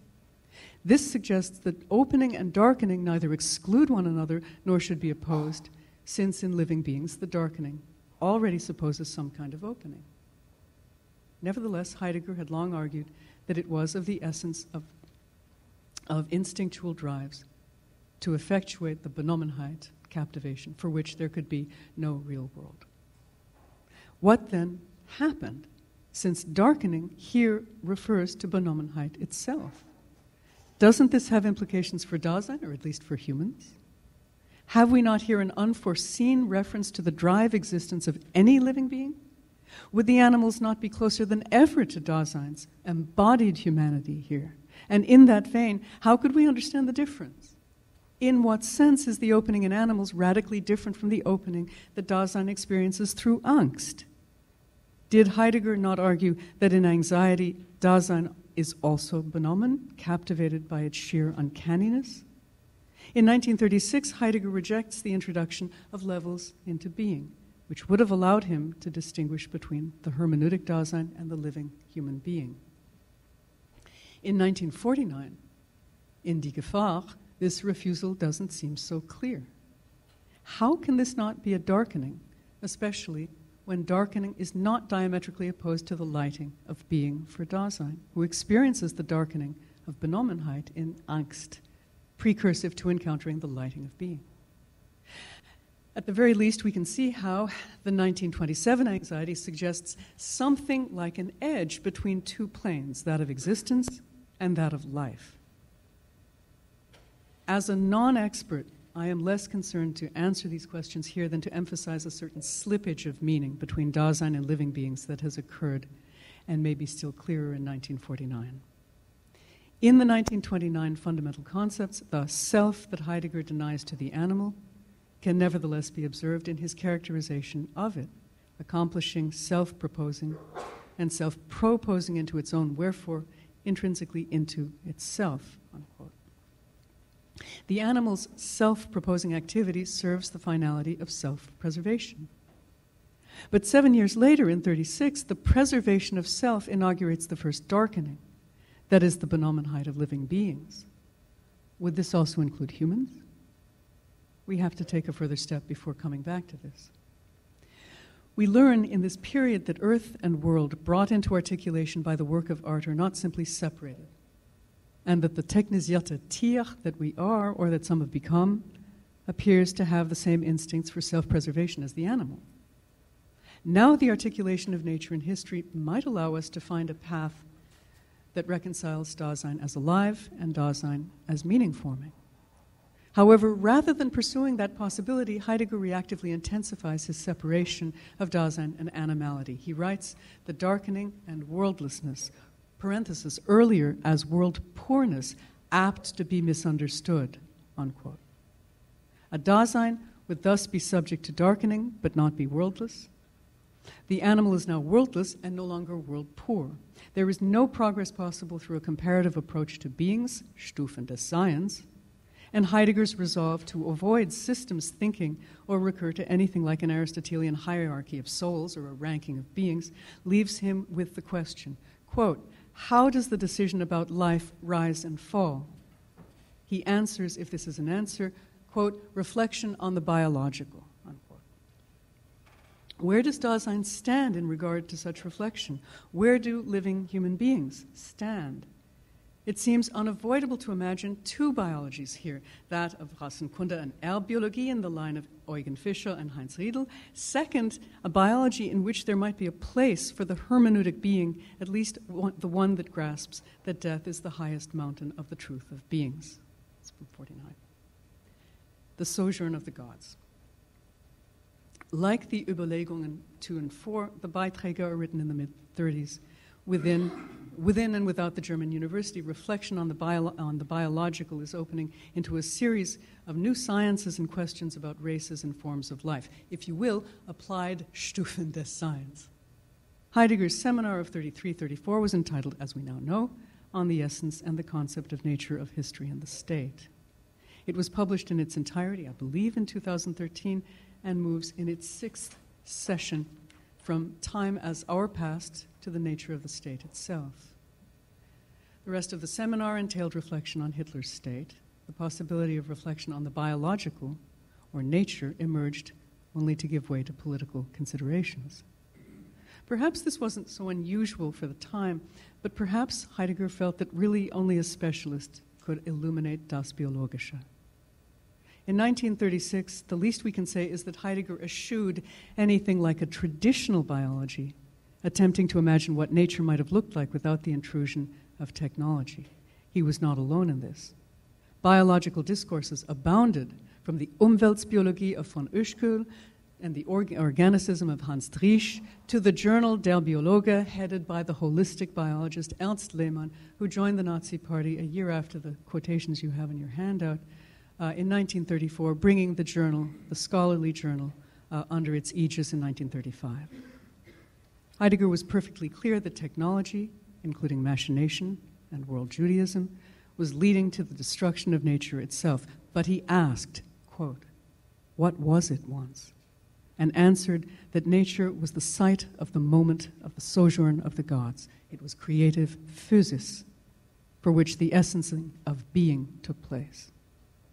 This question about nature led him to several others that we also find in the origin of the work of art, notably the terrible query of whether nature would have to be abandoned and most living beings with it, or again, that of who or what could turn such an evolution around. Such an evolution seemed to require a return to something like the Greek conception of physis, into which techne flowed harmoniously, most notably in the construction of the beautiful polis. Quote, expression of the genius of a people. Arguably, the unavailability to the project of fundamental ontology, of a thinking that did not simply link man with poetic dwelling, but also opened onto the question of livingness, humans as living beings and animals, notably higher animals, as having some kind of world, may be one of the failures of the contributions. An opening had been afforded earlier on, I would say, by the embodied quality of that revelatory Stimmung called anxiety. After all, whether we approach it hermeneutically or from physiology, the embodied quality of anxiety is not only patent, but led thinkers like Freud to argue in 1920 that anxiety was the sign of the death drive, the drive whose end was quiescence. This opening seems to be lost definitively after the Kehre, and perhaps it was always already lost to hermeneutic phenomenology. Now, this may also be our loss, since we have not solved the difficulties Heidegger pointed out, and some biologists argue today that the best path entails multiple irreconcilable approaches to life. Concluding remarks. In the longer version of this chapter presentation, I argued that Nietzsche's ordeal of eternal recurrence elicited profound anxiety, at least in its initial onset. Nietzsche realized this, and he argued that to the one who could say yes to his past, the possibility arose of a freedom no longer bounded by the tyranny of that past. It was the dismantling of linear and sequential time and the destruction of any Archimedean point outside of it that allowed Nietzsche to reach a more profound sense of time from which Heidegger would work, qualifying it as ecstatico-horizontal, unquote. While for Heidegger the world is revealed as without significance through anxiety, in Nietzsche eternal recurrence confronts us with life, our life. Despite his criticism of the will in Nietzsche and his reticence toward the concept of life itself, Heidegger's 1927 emphasis on resoluteness was indebted to Nietzsche's willing. Indeed, he says as much in his 1936 study on Nietzsche. From a discussion of Nietzsche, will, and will to power, I came to the question of living beings in light of drives and as compared to the hermeneutic existence of Dasein. This led me to the question of life in Heidegger and to the impossibility of reconciling it with fundamental ontology's approach to existence. The fundamental concepts of metaphysics, 29, contain the most sustained discussion of animal life, drives, and world poorness in the Heideggerian corpus. Following the biological investigations of von Oeschkel, Heidegger defined life in terms of living organisms, and organisms as syntheses of organs. This allowed him to distinguish organs from tools in light of the plasticity of organic capacities that phenomenalize as behaviors. Now, whereas a tool admits universal use and may require instructions, the tool's finality is determined. Capacities, by contrast, are adaptive in the animal. They are drive-based, and this is clearly shown by the ways in which an environment inhibits or disinhibits a given drive. Having foreclosed the possibility of examining anxiety as the complex line at which embodied processes become simultaneously conscious ones, Heidegger will never address drives in light of human Dasein, to the best of my knowledge. Disposing again of a path toward life for the Dasein, which might have obliged him to rethink his later question, sterben Sie, Heidegger further argued that behavior in animals is self-promotion, though the animal cannot be said to have an authentic selfhood, or ipseity, relative to Dasein. So what is proper or eigentlich to the Dasein can never be brought back to what is proper or eigentümlich to the animal. Yet, as I argued, the fact of anxiety itself points toward the ambiguity of Dasein's corporeal and hermeneutic dimensions, not to mention the fact that Eigentümlichkeit ought to be the property of the flesh of any living being. Lacking self and world, the animal is also not a machine, given its organs. This, despite the fact that according to Heidegger it enacts, essentially is its drives. The purposiveness of drives and their resemblance to functionality suggests that for animals, perhaps the distinction between organs and tools needs some re-examination.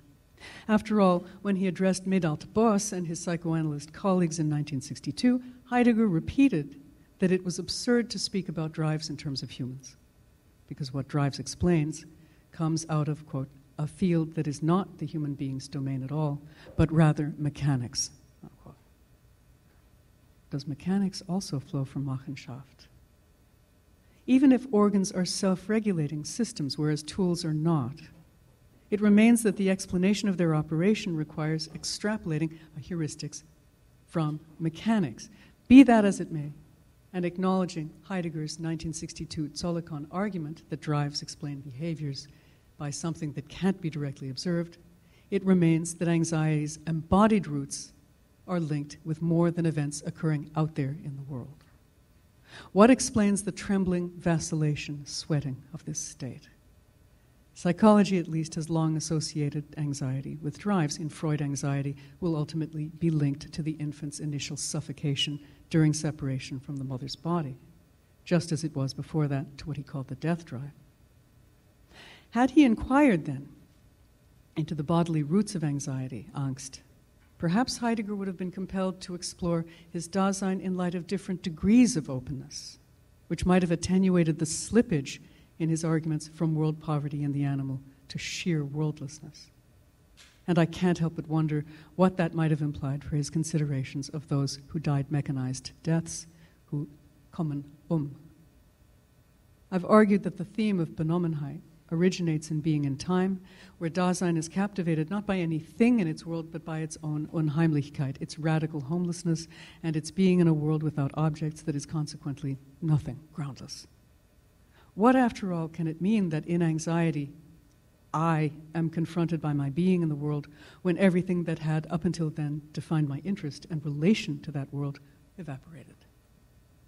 Is it not the case that Dasein experiences states and moods in which its opening to the world is so transformed that it becomes difficult to say that at all times Dasein can really deploy a world around itself?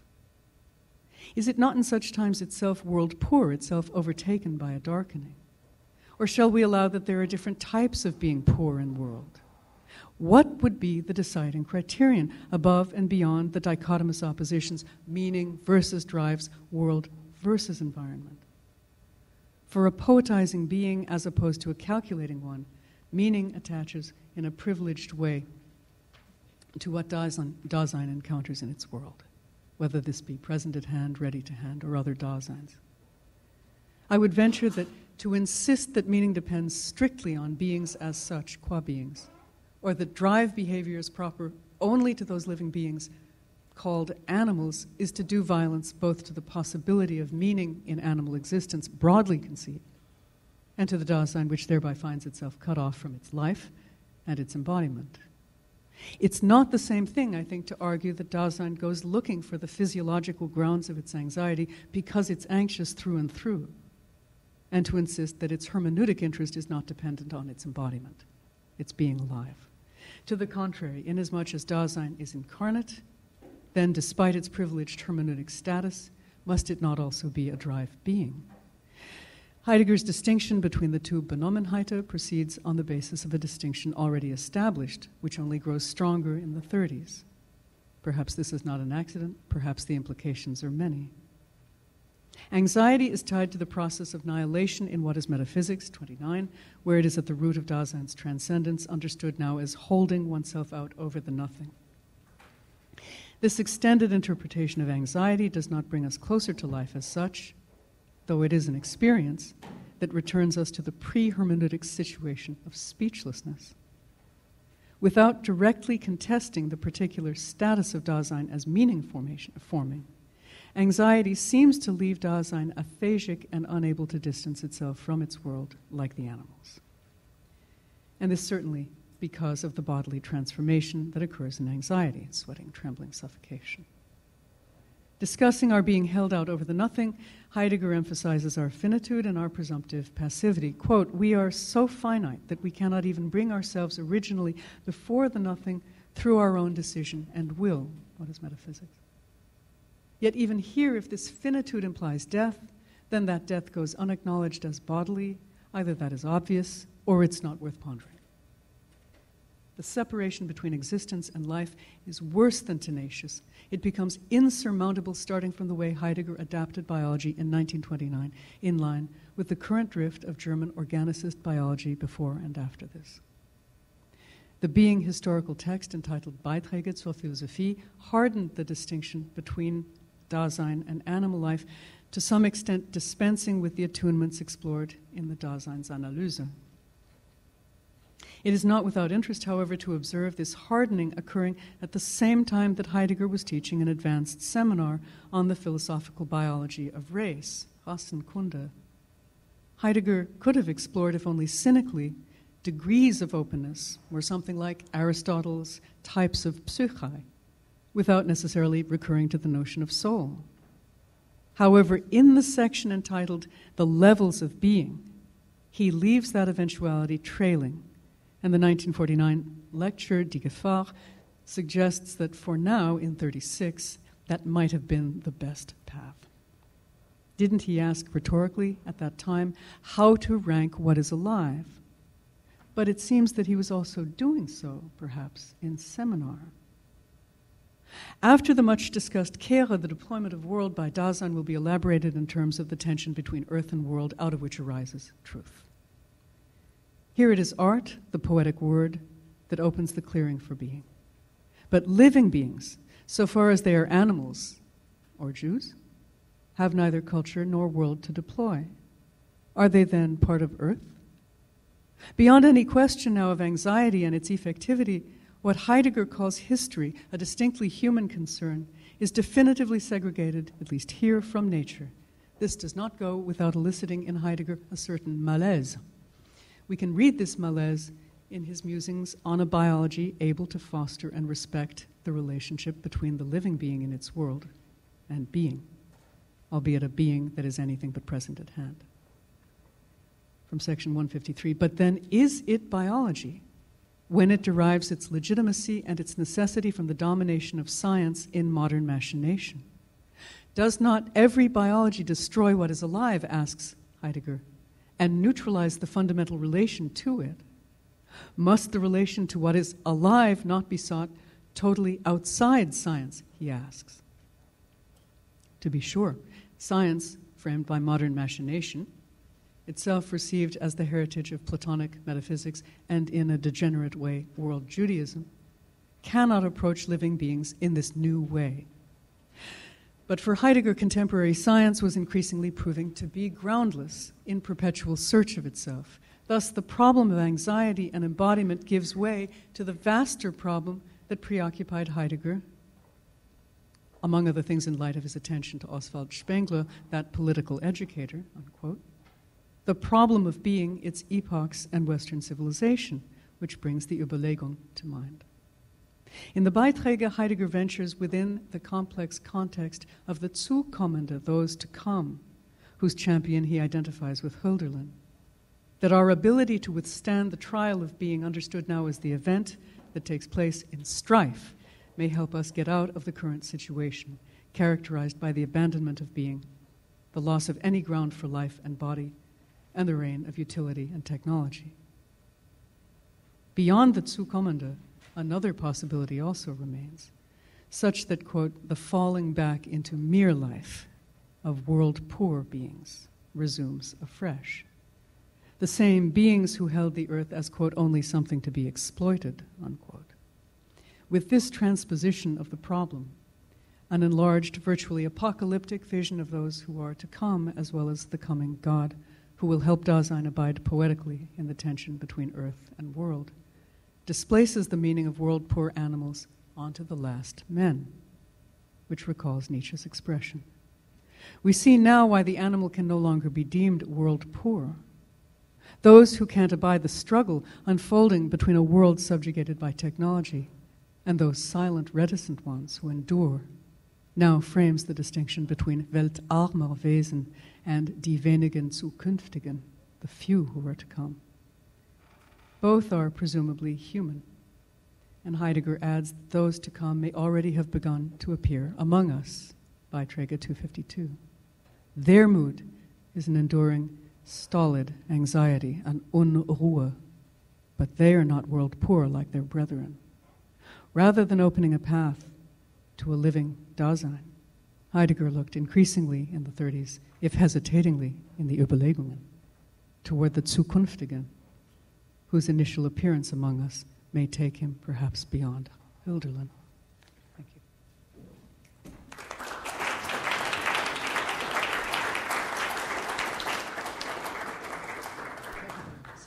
Thank you very much.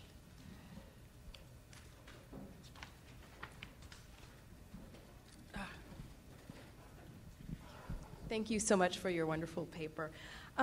I had a question concerning physis and Zoe. So one of the things that I think that Heidegger is interested in doing is distinguishing between physis and Zoe, and I think it's because of the heavy emphasis on physis that Heidegger doesn't pay attention to life. But the two, of course, share the notion of growth. And to go back to your opening quotation about breeding as meddling in life, it has to do with this kind of self-generative, self-ordering. And I think one of the things that was really surprising to me in the Überlegungen was the comment that he makes with regard to Nietzsche, that the problem with Nietzsche is not life, but the problem has to do with becoming, which kind of ties it to this notion of growth. So one of the things that I wanted to ask you to do is just the connection between, or the distinction between physis and Zoe in terms of what you were doing. And I think one of the things that I was paying attention to as you were talking is just different words that you were using. So bodily, corporeality, biological, if there's a difference between being biological in the sense of life and then having a body.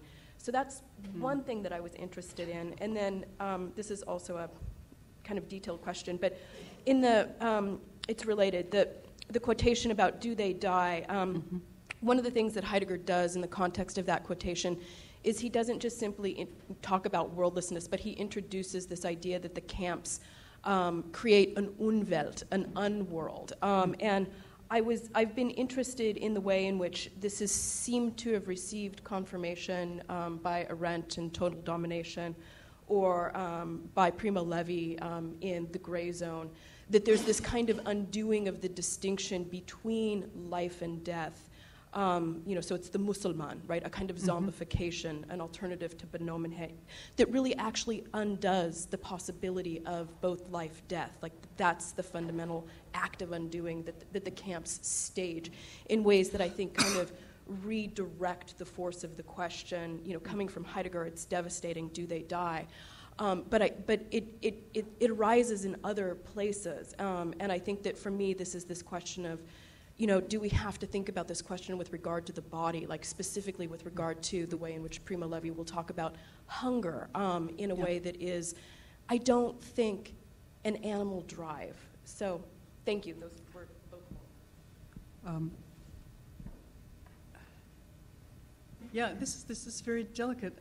Thank you for a remarkable question, which teaches me things. I would like to see the passage. I in no way challenge you, where Heidegger says that for Nietzsche, it's not life, it's becoming. I'm not so sure necessarily that Nietzsche would hold the two separated. But I would, I would really want to look at the passage further for that.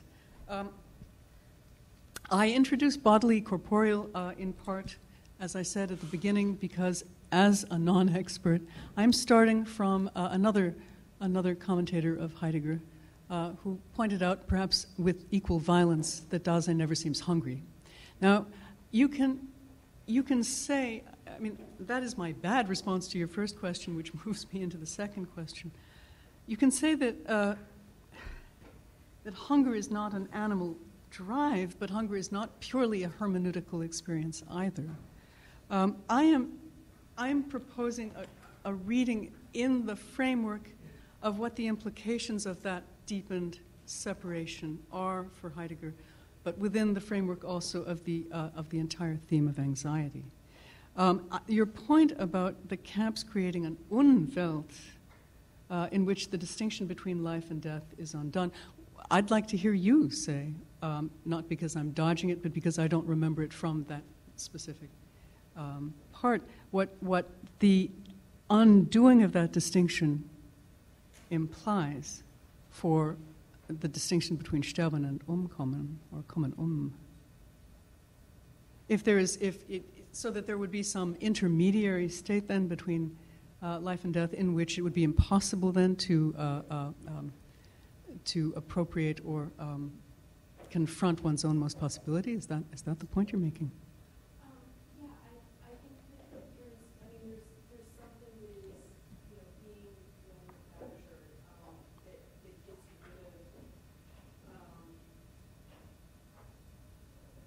I want to say that possibility. At the same time, it seems like getting rid of that would be the most heightened state of anxiety. But I guess one of the things that in terms of my own work, testing out, kind of use of that statement, trying to understand what is an Unwelt, is this act of creation that reduces human beings in random terms to behavior, and how is it that death doesn't take place. So I think that, it really does have to do with the reduction to the body in a certain sort of way, that the body is the site of the undoing of, I don't know if you would call it authenticity in this kind of context, but the undoing of dignity is what Primo Levi will say, but death, dying one's own death seems to get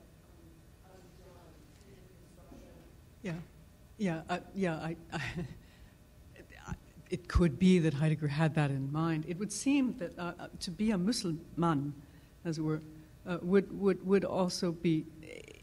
I wonder whether or not Benommenheit is exactly the adjective that I would want to apply to that, whereby one then has moved from the prison camp person straight into an animal, a kind of animal completely benommened by its environment. At the same time, one might be tempted to make that kind of a comparison. I don't know what the implication of, robbing people or depriving people of the possibility of assuming their ownmost death implies for this distinction, sterben, umkommen. But it's interesting, and I'd like to talk with you more about it.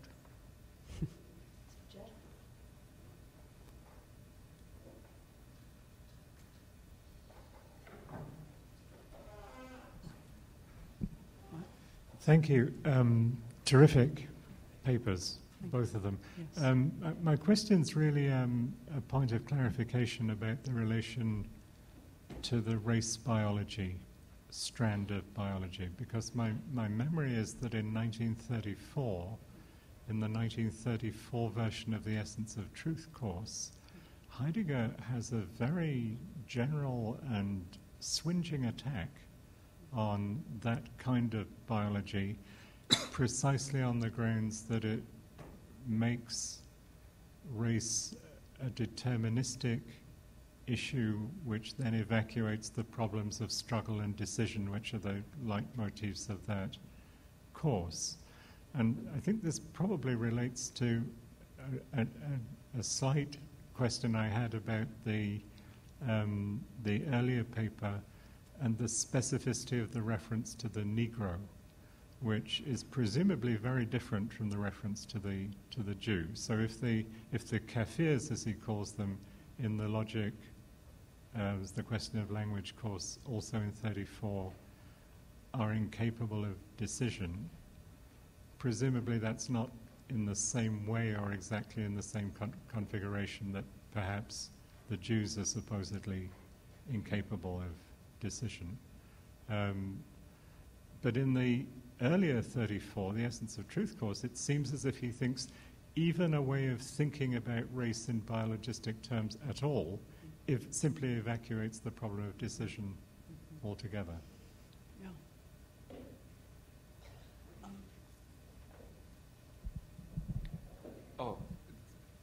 But that was there's a first right. part Okay. and there's a second part. You're the first part. I don't disagree with that. At the same time, what I spent a weekend reading through the book reviews of Der Biologe.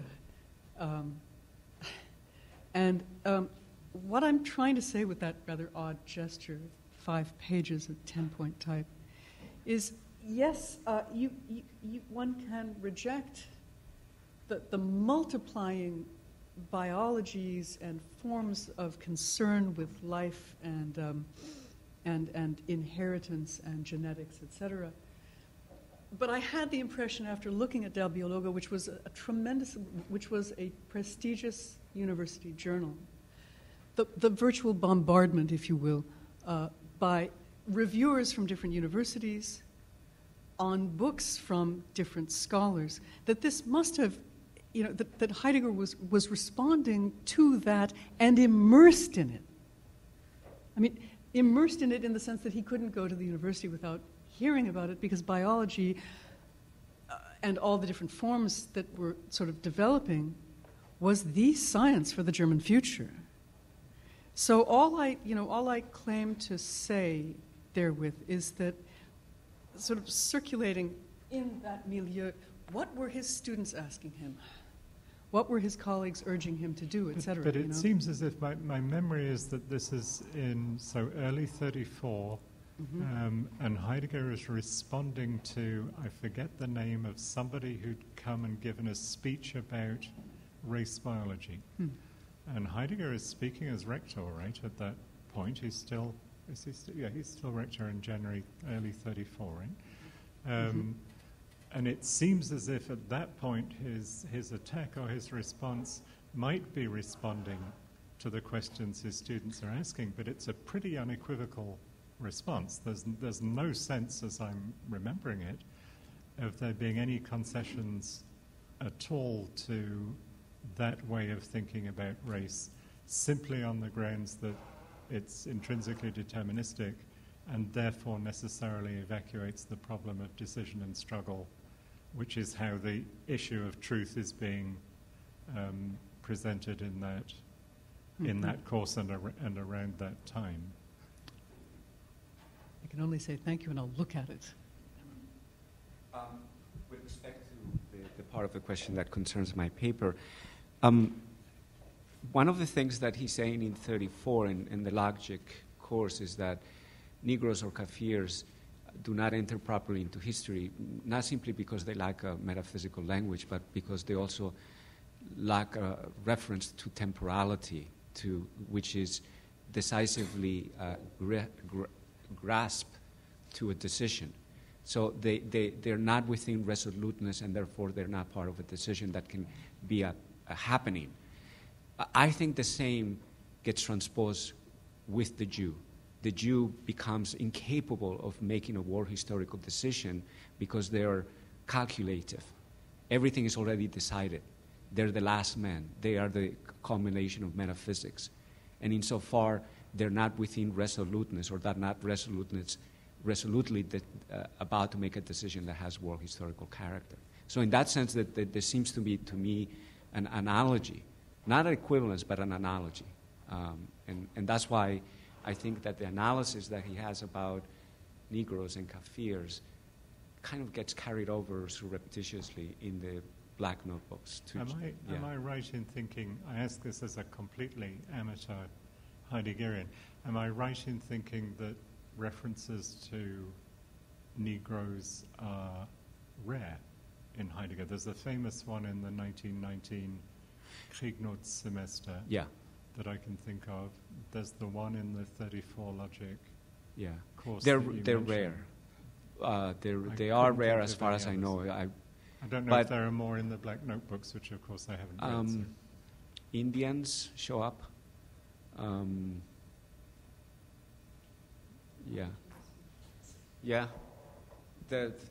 The experts.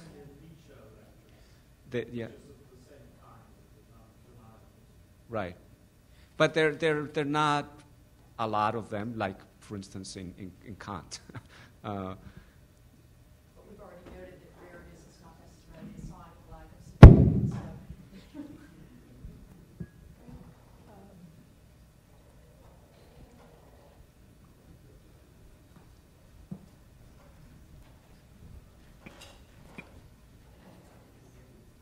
It's a very short question concerning citation 5.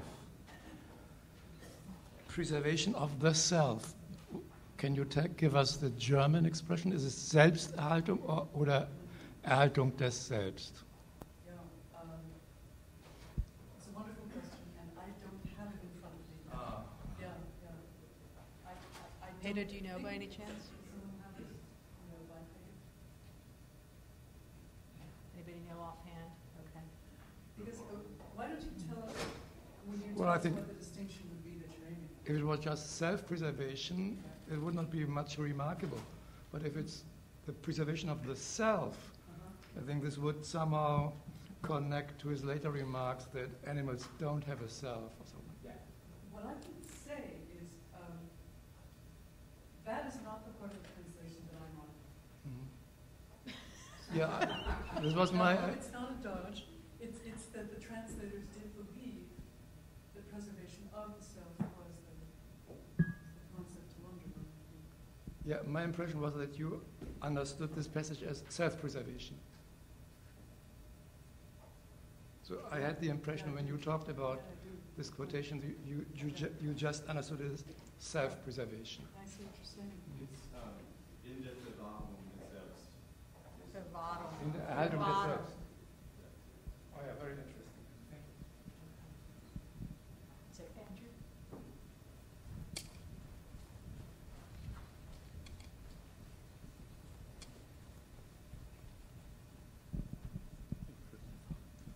Yeah, thanks for this panel. And I really like both of you going back to the 1929 animal material to look for some precursors or influences on the treatment of Jews in the Black Notebooks. And I like, Eduardo, the history that you sketched. But I'd like to, this isn't a question so much as maybe a comment or addition, that between the animal course, I guess we can call it, and the notebooks, there's also the rectorate, right? And the period of his attempt to develop a politics of spirit. And you mentioned this briefly, but I think there's even more that could be done there in light of the seminar on Hegel's philosophy of right.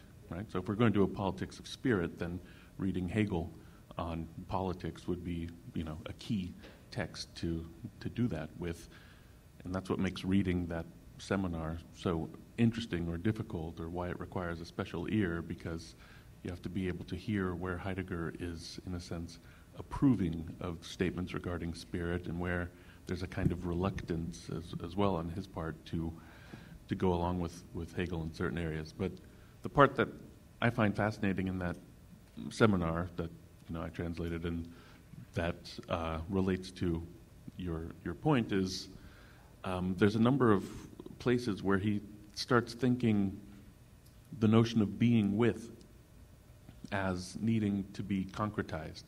Right? The whole seminar is in a sense about the concretization in one regard or another.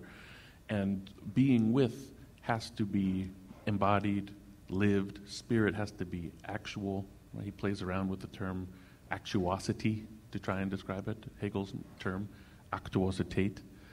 And what happens is when that being with is concretized, Heidegger says it's not just being with, it's also being against. And that concrete specification of existence for Heidegger then demands that we have an enemy. So being with in this seminar gets read as requiring concretization, and concretization necessitating a being against and the presence of an enemy. And so then the seminar deals with Carl Schmitt, as you know as well, on how Schmitt doesn't think he thinks the friend-enemy as too consequential in some sense, rather than in the primordial way that Heidegger wants to. So I can't help but wonder if the thoughts he's articulating here about the necessity of an enemy at an ontological level, the ontological necessity of Dasein, spirit, having an enemy, relates to then the location of the Jew as that internal enemy. And so if you have any comment on that idea. Obviously, that's a wonderful, well, not obviously, but clearly, that's an excellent remark because for several reasons. One, because there, as well as in Being and Truth, Heidegger is articulating the need of the enemy, or an ontological need for the enemy. Hence my reference to Peter's being historical maniacanism. And I think that's a really interesting reference or way of naming this ontologization of the enemy. Second, because in the Hegel's Philosophy of Right seminar, he's trying to think of the state not as an organism, but beyond as an organism, which is interesting. There's the whole section. Obviously, I read it and read your wonderful translation and the commentaries that have been produced to make sense of it. But I found that particularly enlightening, that he's trying to think the state beyond it being a mere organism, in a certain sense already signaling a resistance to the National Socialists thinking of the state as an organic extension of the people.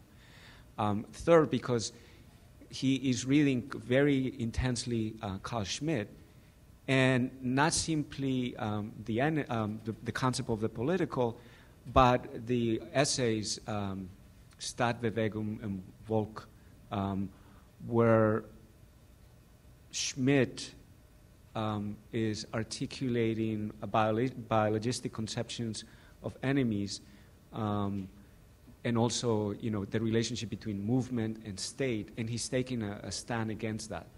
But I think that the core of your idea is that he recognizes that the affirmation of a people, which is the answer to the question, who are we, which is the transposition of the question, who am I, of Dasein, that then becomes collectivized into the who are we, gets resolved in the formation of the state that in order to be itself has to have an enemy. But it's not an enemy in the sense of Carl Schmitt's The Enemy. But Carl Schmitt also makes a distinction between enemy and foe. And I think that for Heidegger, the Jew is not an enemy, it's a foe, which has a more fundamental characteristic. It's not a simply an existential threat, it's an ontic threat. So I think, yes, I wanted to have a section where I take up Kisiel's notion that there are three conceptions of the political in Heidegger, which I think is a fantastic analysis. The rhetorical politics, the Platonic politics, and the poetic politics. And poesis has a dimension of enmity. It has to be a standing against the world in order to give birth to something else, to a new inception. So yeah, there should be a section there on these politics, prophetic politics, messianic politics. Thank you.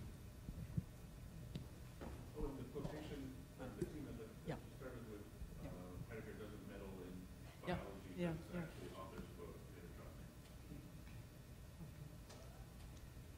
quote. I brought it up, of course. Thank you, sorry. There's meddling, of course, and there's meddling. There are all kinds of meddlings, but thank you. I had to miss part of the opening paper because of going in and out, so this question might be redundant in a way. Listening to these parts of these talks and yesterday, I was constantly reminded of Wagner, whom, from my point of view, is the central figure in the formulation of modern German anti-Semitism, but enough of that. In Wagner, you get the constant notion of the death, the Jews must die, must learn how to die. And he uses lots of words for this, die, sterben, or Vernichtung, or Untergang, or Selbstvernichtung. I'm sure many of you are familiar with this. This becomes part of the vocabulary of German anti-Semitism quite prominently in all levels. People who don't know Wagner and never read him still use the terms. Also, Verjuden, which is another Wagner coinage. If you look at Judaism in music, you see at the end of it that Ahasuerus, the wandering Jew, is enshrined as the key symbol of death, of what the Jews need is complete self-destruction. And it's, as I say, it spreads right through German anti-Semitism. Schopenhauer, anyone you can pick up at random, I can show you the references to the Wandering Jew myth. The Wandering Jew's name, by the way, is Ahasuerus, in case you've ever come across it and been a little mystified. Where this gets interesting is when Wagner says, for instance, to his Jewish conductor, Hermann Levy, as a Jew, all you have to do is learn how to die. Things like this. And this puts poor old Levy into a shocked state of numbness. Now, the issues here with Wagner scholarship, by the way, I'm not going to go on with this, but the issue is, are these metaphorical spiritual deaths, or are they physical deaths? And, of course, it's a false question, the alternative. And there's a spectrum, and Wagner himself moves from metaphorical ideal death in 1850, the first edition of the Jewish essay. 19 years later, to its reissue, he becomes much more concrete and talks about a violent expulsion of the foreign element and this sort of thing. So it's a very complex issue. What else can one say? Well, Tristan, of course. I mean, I'm not going to go on, but Tristan is a key example of this. The Jew, that shows how one dies properly in a human way, according to Wagner, the death of Tristan. And transfiguration of his order, whereas the Jews are totally incapable of this, and that's also Schopenhauer's point. The question I have really is, has anyone here, and I'm not obviously a Heidegger expert, but on the panel or in the audience, has anyone ever looked at Heidegger's reading or direct reading or reference to Wagner in particular, or to music in general? It's just a question which I think would repay some interest, I think. Okay, I'm going to... No. Do either of you want to respond to this? Because I think you should have lunch with Andrew. I would really like to hear this. Yes. Yeah, go ahead. Yeah, Joe. I don't know whether I could say something. Most of the Wagner references in Nietzsche are in the Black Notebooks. Of Heidegger to Wagner are in the Black Notebooks. And if you ask about his approach to Wagner there, he is heavily criticizing him not only as a representative of the art of the 19th century, but as a composer, because he identifies music with mathematics, and this is actually already the end of the discussion. And that's so strange. Of course, you cannot listen to Tristan and think this is mathematics. But for him, then it's all said. So in this respect, actually, to exaggerate a little bit, for him, what Wagner is a little bit like a Jew, yeah, because he is a composer. He has to calculate, and this is of course very strange. But yeah. It's what he says about music, but I just wanted to say something academic, because we are still in the university. So I have systematically I have some bad feelings about taking the lecture course of 29 and then reading the Bremen Vorträge. And try to make a bridge by saying that these not dying people in the camps are here must be taken as animals, because and this is really a statement of a Heidegger expert, but excuse me that I have to do that, because in the Bremen Vorträge he says they don't die, and then he says, do we feel the pain of this, that they don't die? And then he says, no, we don't feel the pain. And then he says, we all do not die. We are not the mortals. We are still not the mortals. So it's in this respect, I think is not working to say that he here makes the Jews to animals, because the example of the non-dying of in the camps is for him an indication that we are not the mortals.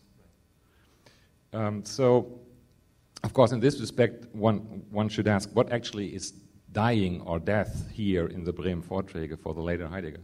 It's definitely something different to a biological event. It's something different. So that's just what I wanted to say. And one thing, if you think about race and in Heidegger, I always thought for instance, if he says race is something like a necessary condition, it's not a sufficient condition, but it's a necessary condition.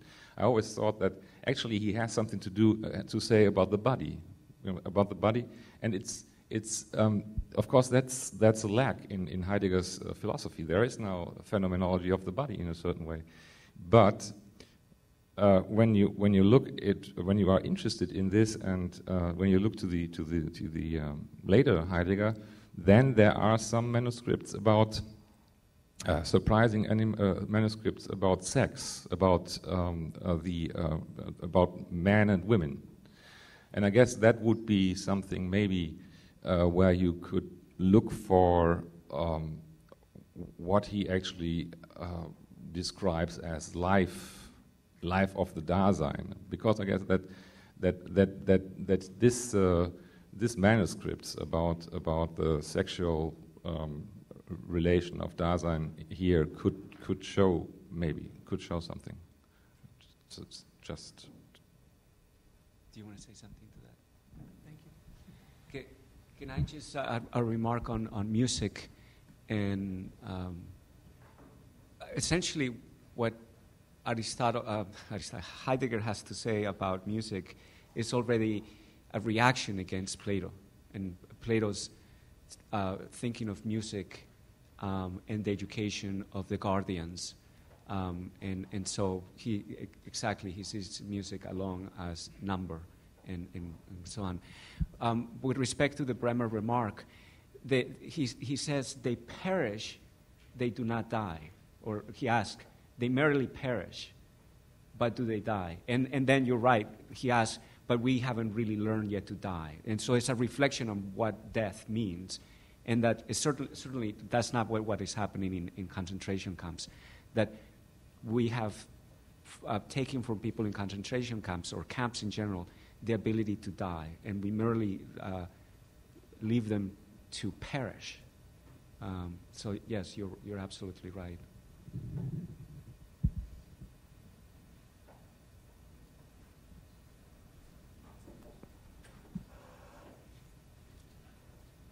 Back there. Oh, you're the chair. Sorry.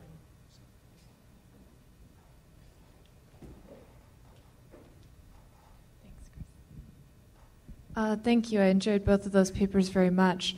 My first question is for Professor Mendieta, and I was wondering whether you thought of tracing a similar trajectory with the stone, especially because in the 1929 course, the stone is worldless. So I was not surprised because your argument about the parallels was very convincing, but a little bit surprised at the kind of dropping of the stone, given that we've been talking about how the Jews are worldless. And my second question is directed to Professor Bergo, and what I liked about your paper, and I'm hoping I'm understanding correctly, is that you're not quite asking Heidegger, where's your philosophical biology, or why haven't you properly legitimated biology, but rather your approach is more about multiplying biologies and nuancing biologies.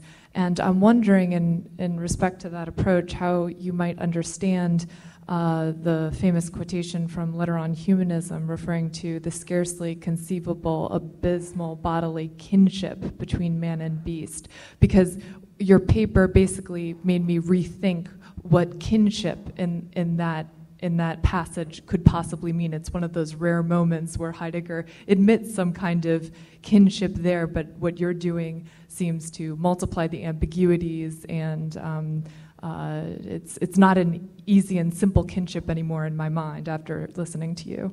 Thanks.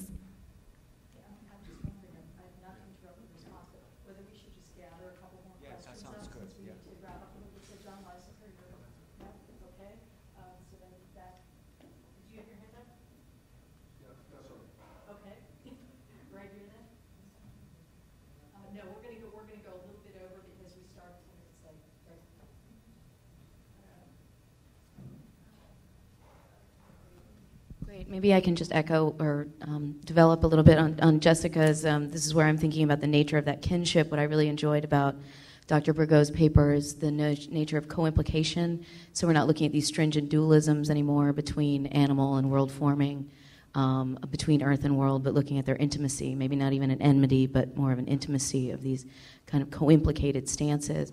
So then the question that I have is, does that mean then that recalling what came up in Dr. Mendieta's paper is number related to measure in that they're co-implicated?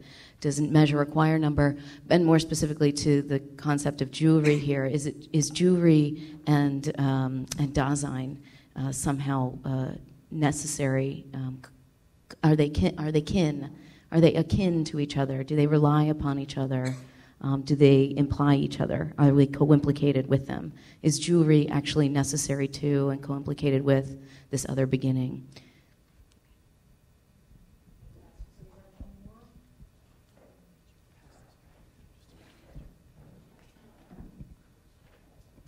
Hello.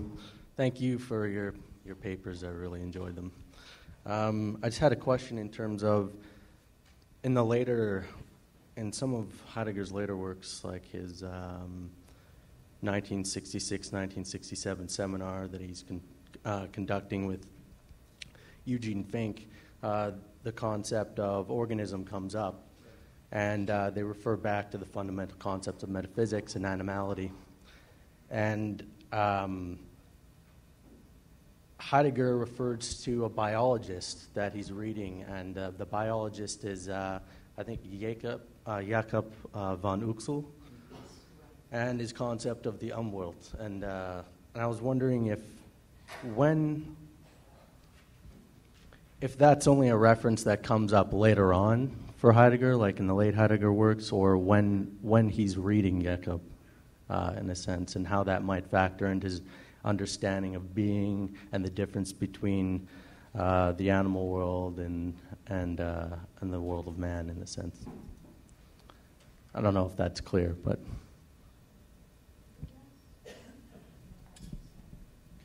Yes, Heidegger and rocks. That's a really interesting question, because actually rocks do show up again later, in particular in the work of art, and the reflection where he has about the Greek temple and the Acropolis, and the rock juts out and creates the condition of possibility for the temple to be built.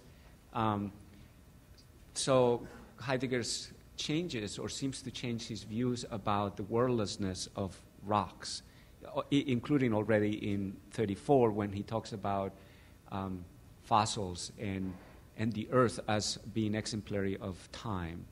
So there is a kind of worldhood that is proper to the rock. You can talk about, perhaps along with Adorno, of the idea of history of nature.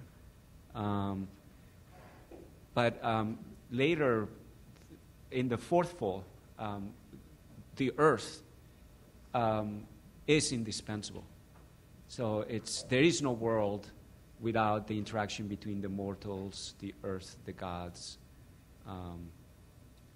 So I think rocks change, and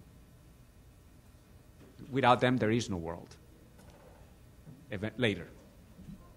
And that becomes best or most clear in that reflection on the Greek temple.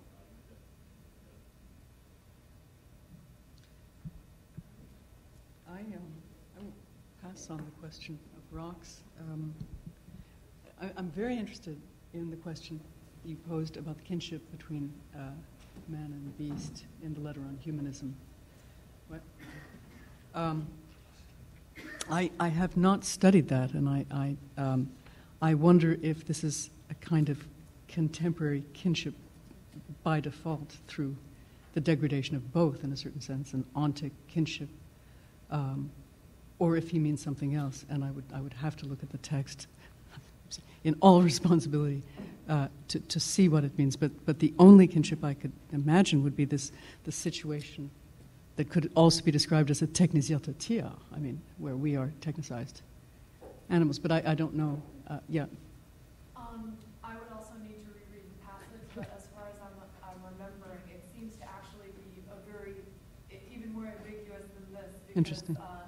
It seems to be in the context of him talking about, if I remember correctly, how it seems that we would be closer to the animals through the scarcely conceivable abysmal bodily kinship, and yet there's a more intimate relation with the divine, which seems to be farther away. I could be getting that wrong, but it's a really ambiguous quote. Interesting. The question that I would have is what occasions, of course, this introduction of ambiguity. I appreciate it. Yeah. I would like to just say something very quickly. I've been talking about von Oeschkel. Now, maybe I'm mispronouncing his name, but that is exactly whom I was speaking of throughout my talk. Yeah. So since I didn't do this before, just to give you two a moment, if you have things that you want to say, do Yes. you want to know? I do have one last, in the spirit of a remark from yesterday with Peter. In the 30s, Heidegger is also very concerned with silence. And he says in 34 that it is silence the ground of language. Language is only possible because we are the type of being that can be silent. And I don't know what to make of that vis-a-vis the people without a metaphysical language. Because essentially every human being that is a Dasein, insofar as they're silent, have no language yet. The human being for Dasein is the language that comes to a language. They're not owned by a language, they come to a language. And I think that that's the quintessential experience of the Jew. They're not owned by a language, and therefore there's a way in which we can think with Heidegger against this notion of grounding a people in a language. And I wanted to write that in the paper, but I ran out of time. And I just wanted to say that because silence is so originary for him, and it shows up later in his other later reflections of language, which allows us to, let's say, detongue peoples from their so-called metaphysical languages. And thus resist the anti-Semitic thrust of some of those reflections. I wonder if that language silence line is, I wonder if that beautiful point about language and silence, if that inscription maps onto this, the two-plane problem about life, right?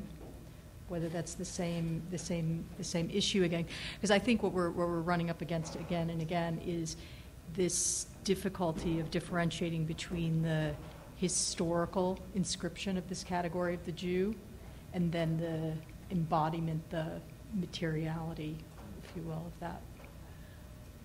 So, at any rate, I didn't mean to end on me or on that kind of dark note, but we haven't solved the problems of life and death, but we could perhaps be hungry. So let's go and thank our panelists again.